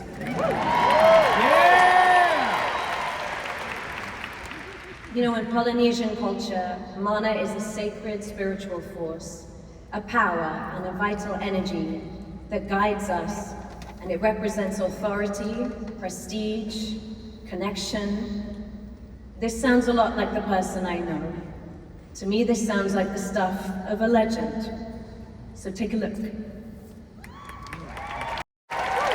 of the biggest movie stars in the world. Our favorite guy, Dwayne Johnson. Ladies and gentlemen, the moment you've all been waiting for. Let me get a cheer! Dwayne has such incredible charm. Can I get a cheer? He's such a humble guy, even though he has no need to be modest about anything. You guys have fun? If I had to pick one guy to save the world, I'll take Mr. Johnson. You're one of the most well-loved people in the world. Under the swagger was his tenor side tone. Dwayne was just a marvel at capturing that. You're welcome. If we think of someone who's taken what life threw them and made it into the sweetest lemonade, that would be Dwayne Johnson. He has become my most enormous buddy. The love and the laughter. I think Disney is lucky to have Dwayne. I couldn't think of anyone who loves life more than Dwayne Johnson. Thank you. I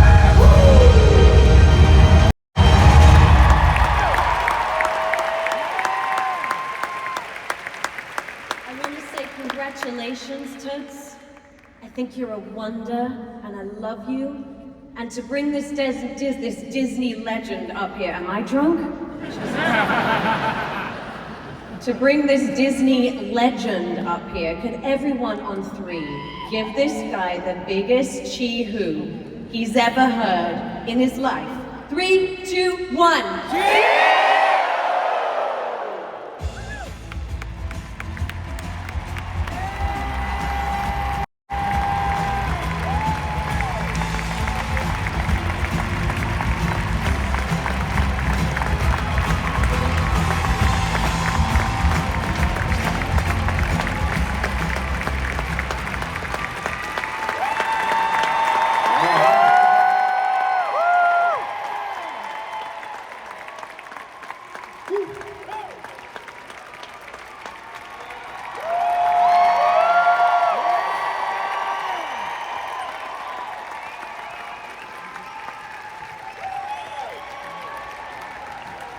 Thank you for that beautiful chee-hoo. That was incredible. Thank you so much. You know,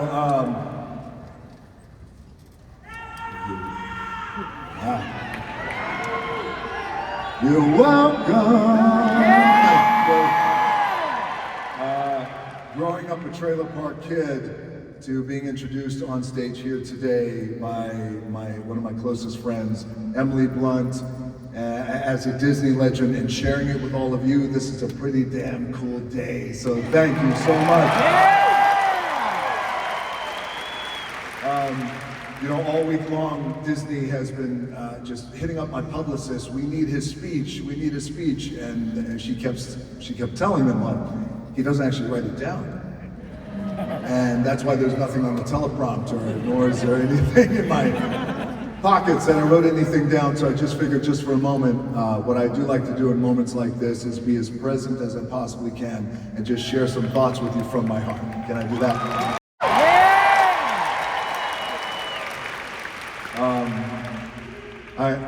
Thank you, man. I want to thank all of you for being here, and I want to congratulate to all the Disney legends. What an honor this is to be a Disney, over 300, I think, Disney legends. So what a day, what a moment. So thank you. I want to thank my friend and my mentor over the years, Bob Iger. Thank you, sir. I appreciate that. And Alan Berman, David Greenbaum, Dana Walden, Assad, of course, and all of Disney. You know, and I also want to take a moment to thank my team who's here. I also want to take a moment to thank my family who's here. Danny, Dave, Tati, Simone, my oldest daughter Simone, it's her birthday weekend.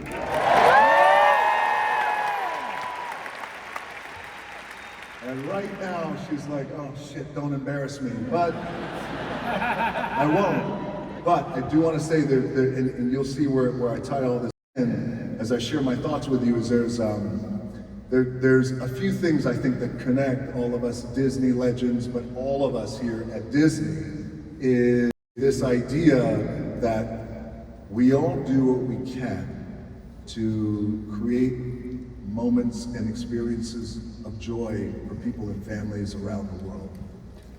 And that's important. And that means something.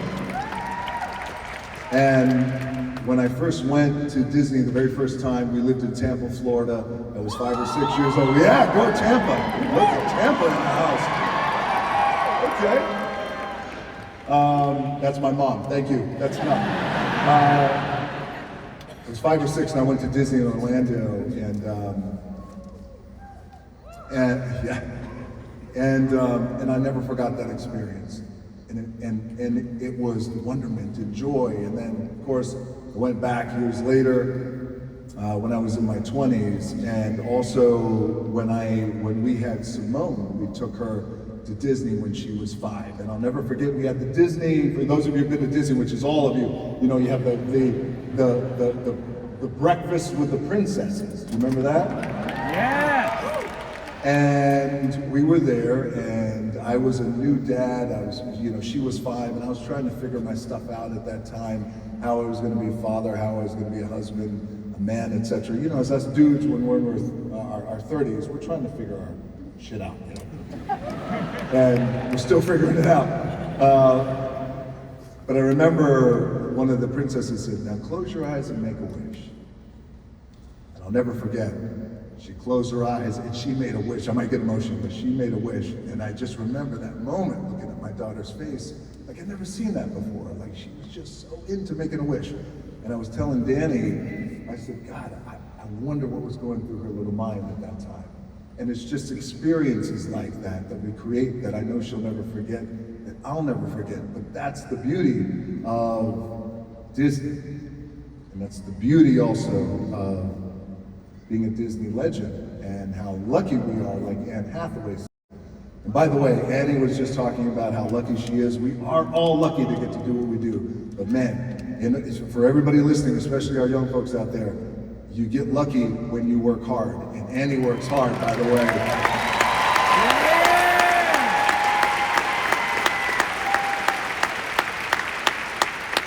And so I never forgot that, and I remember that, and I was like, that's what life is all about. Creating experiences for people.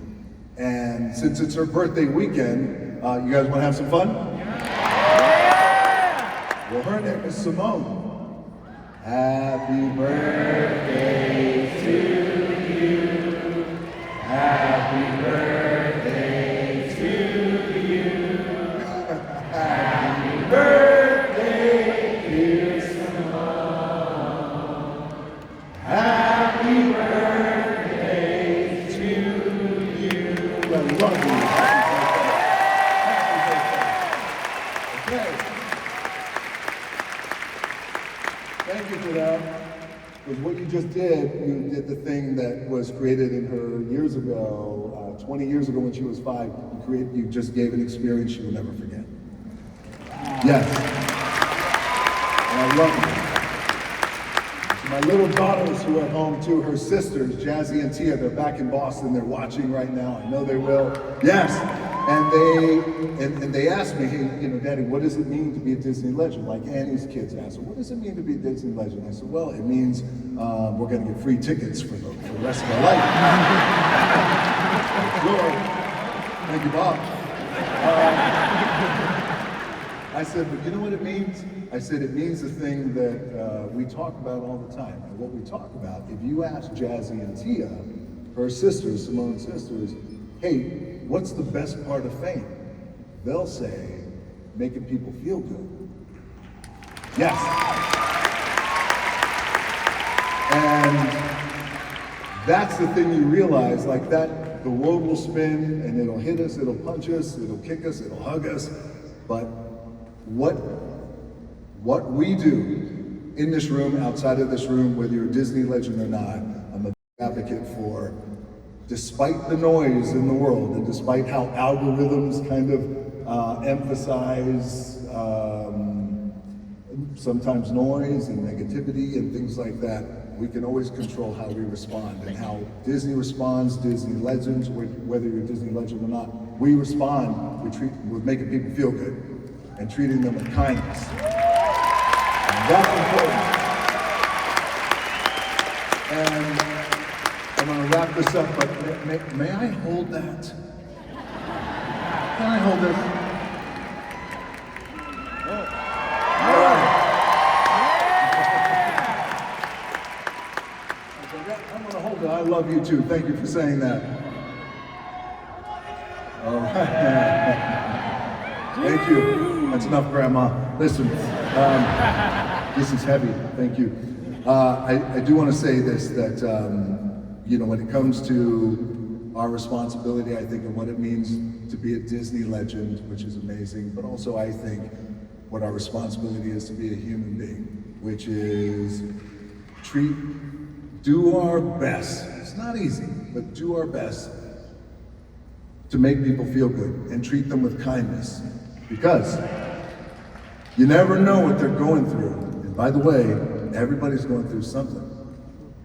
So with that in mind, trends will come and go, and algorithms will do what they do. But being kind and being good to people, and I heard this quote when I was 15, and I'll never forget it, is it's nice to be important, but it's more important to be nice. I mean that from my heart. And with that, I love you, thank you, and I love you. Happy birthday to my girls at home, Dad coming home, Disney legend.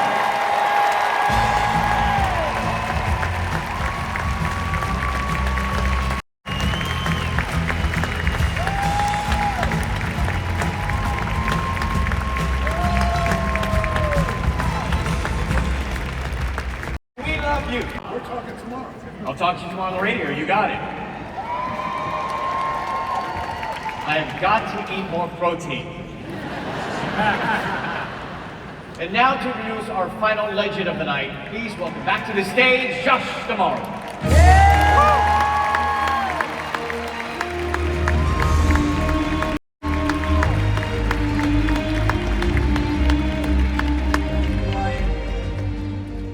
Now, I would be remiss if I didn't say a few words about our final Disney legend. Because I'm pretty sure if it weren't for him, I wouldn't be standing here right now.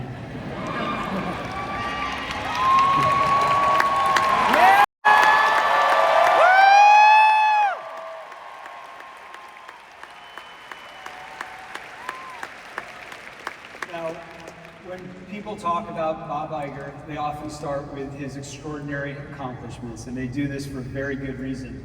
He is one of the most consequential business leaders of our time.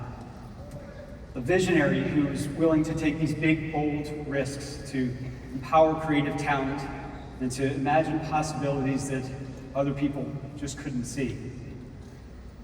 His impact on Disney and the entertainment industry as a whole, it is absolutely impossible to overstate. Bob's always known that none of us own this brand. We're just its stewards. And he never built for the moment, he built for what lasts. And that is what legends do.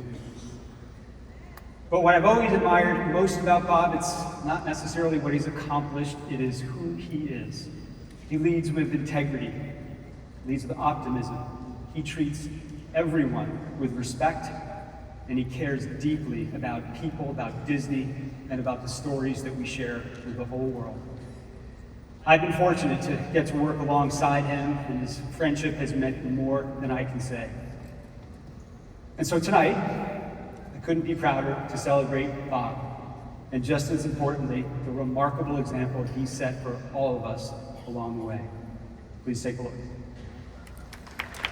Good evening, I'm Bob Iger. Let's talk about Bob Iger. 50 years at the Walt Disney Company, leading with vision, integrity, purpose. His enduring legacy isn't just what Disney became, it's the people who he inspired and the stories that will live on for generations. A core tenet of ours is to create change and not just to sit back and watch it happen.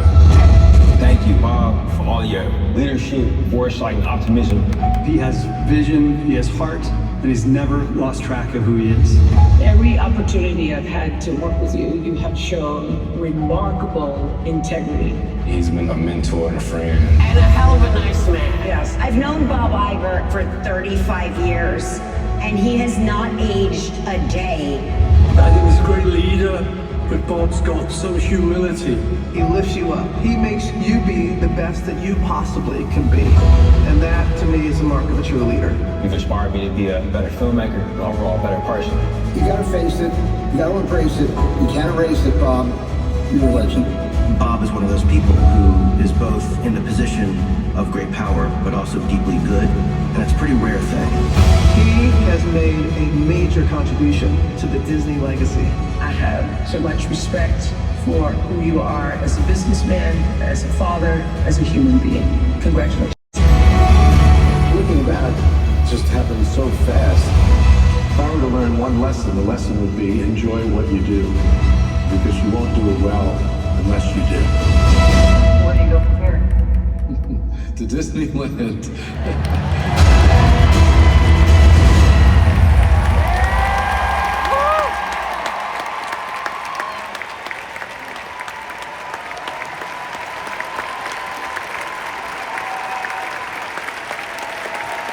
Now, everyone, please join me in welcoming Al Michaels, Diane Sawyer, Ellen Pompeo, Robert Downey Jr., and Harrison Ford.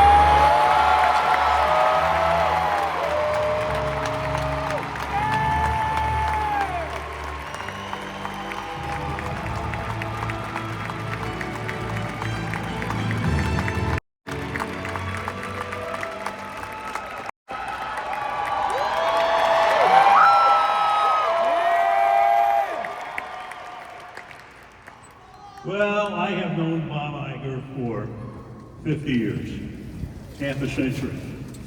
What's new in your world? Bob was a program manager at ABC Sports. We traveled the world together.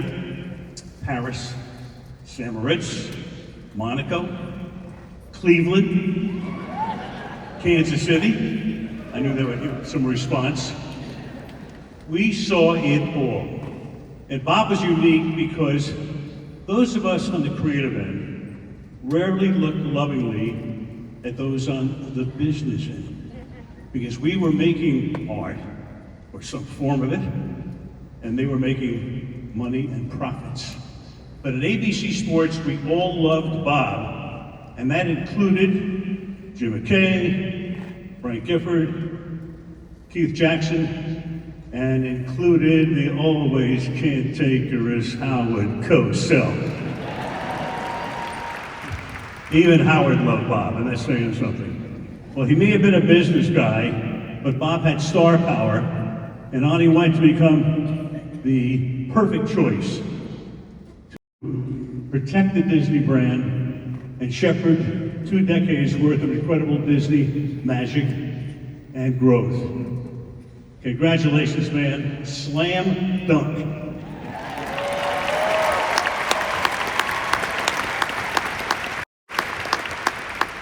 So I've always loved the Oscar Wilde idea that some people are just born dreamers, and you know it because they're the ones who can see light before the dawn. And that's Bob Iger. When I met him 30 years ago, and I don't know what it is exactly, creative nerve, just restless curiosity, but all of us who have worked in journalism at ABC News know that no matter how early we're up on the East Coast, he's already up on the West Coast. And he's scanning the horizons and probably knows more about your story than you do at this point. And then sometimes he'd come in and wander into the newsroom. And it's legend in the newsroom because he would come to give us support and he'd come to fire off questions like depth charges to see if we knew what we were doing. The kind of questions that make you think in a whole new way. So Bob, I just want to celebrate, as Al said, the bold moves that are the stuff of legend, from Pixar to Marvel to Lucasfilm to the Lakers. New York. But those of us who work for you think that your real monument is something intangible, and it's a kind of lighthouse of values and excitement, and reminding us to raise our sights, as Seamus Heaney wrote in that amazing essay, to wake up each day and sail forth, believing that some better, even better, further shore is reachable from here.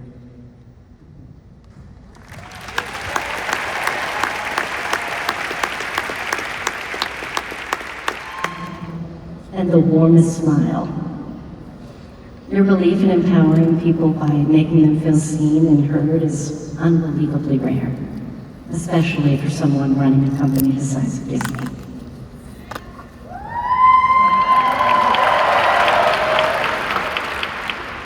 It's your integrity and your kindness that will be your legacy forever.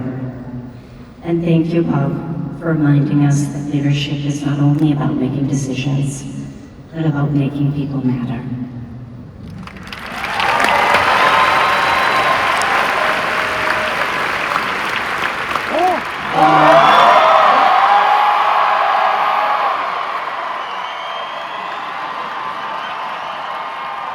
That's mine and Harrison's new Legends sign language to each other. Fortune favors the brave, and to me those four words explain Mr. Iger's primary quality. It's courage. It's the bold choices in the face of incredible risk, trusting your instincts, empowering people to aspire beyond perceived limitations. And as he closes this chapter and begins the next, it somehow seems like he's still just only getting started. That is why, Bob, you truly are a legend in every sense of the word.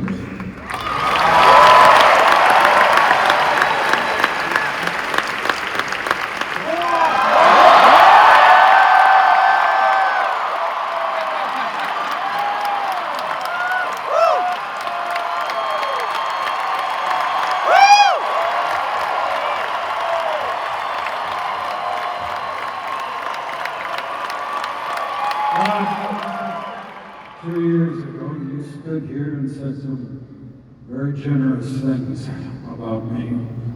So I have got here the opportunity to return the favor. I've watched you make some impossible decisions. I've watched you protect creative people. I've watched you carry enormous responsibility with remarkable grace. But what I'll remember most is the way you made people believe. That's leadership. That's friendship. And that, sir, is your greatest legacy. I'm proud to call you my friend and to honor you today as a Disney legend.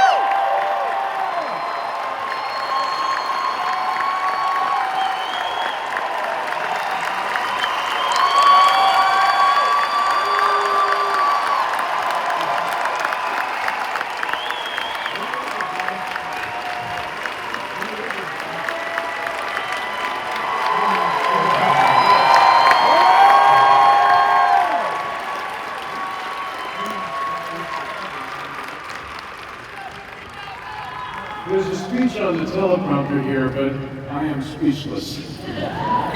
First of all, to colleagues, friends, partners, thank you for your generous words. Thank you just for being here for me. I feel honored that you would honor me, you would take your time, honorable to do so. And I deeply, deeply appreciate it and have phenomenal memories working with all of you. I must say one quick thing about Al Michaels. I was in the arena when he called the U.S. victory over the Soviet Union in 1980. But before that game started, I said, if the U.S. wins, say, do you believe in miracles?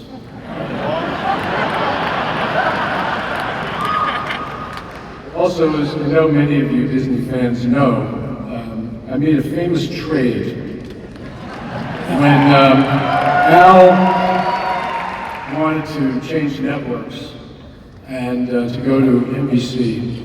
And the head of ESPN said, we should let him go. And I said, we should get something in exchange. He said, what should that be? And a light bulb went off in my head that NBC Universal owned the rights to Oswald the Lucky Rabbit. Oh, yeah!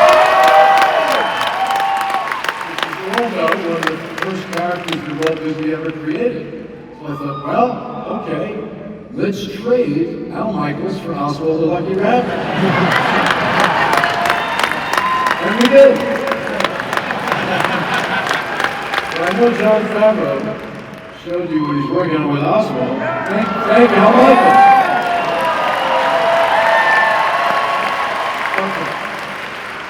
Well, over the years, I've had the privilege of giving this award out to dozens and dozens of truly worthy people, unbelievably talented people who contributed so much to this company.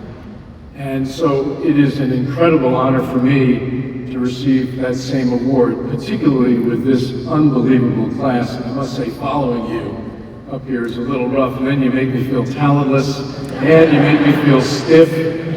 Dwayne, you make me feel small. I was going to ask if I could hold the Legends trophy, but my biceps couldn't handle it. I also must say that giving the awards out over the years was a lot of fun. Getting one, even more fun.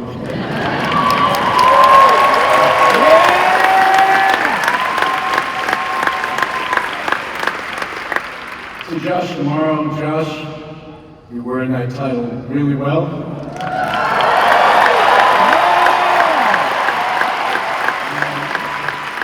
I am so proud to call you my successor.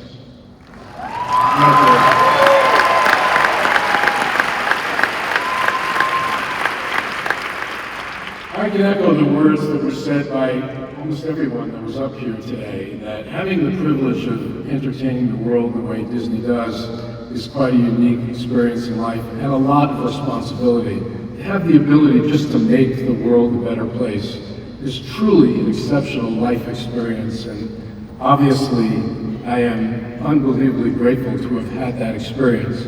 It also is not lost on me that I'm the executive in the room. And what executives typically do is they sign checks and they turn the lights on in the morning. Occasionally I made coffee. But more than anything else, we're around to support creators, the true talent that drives this company forward. Whether they're producers like Jerry Bruckheimer, or songwriters like Lin, or actors, Dwayne, Ann, I can go on, singers, dancers, you name it. And so I accept this award for all of you in a way, in your names, and thanks to you in many respects, and thanks to the thousands and thousands of cast members who make this company really well.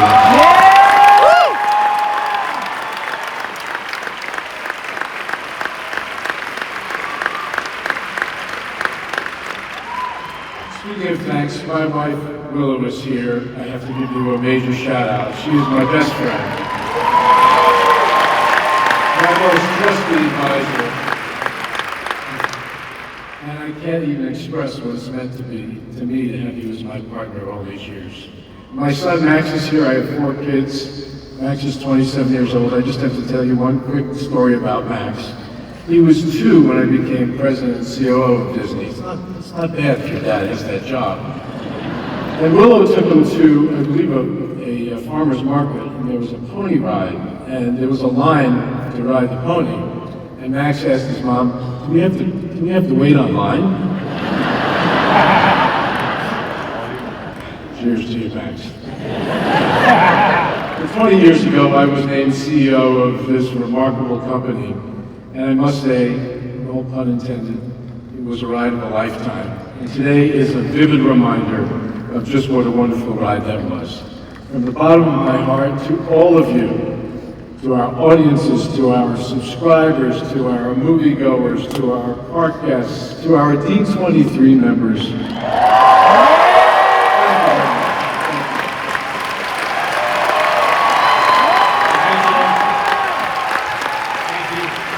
Thank you for the stewardship, the magic, the happiness.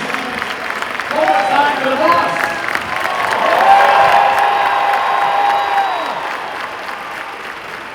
And now we have one more special surprise for everyone. Please welcome Samantha Barks.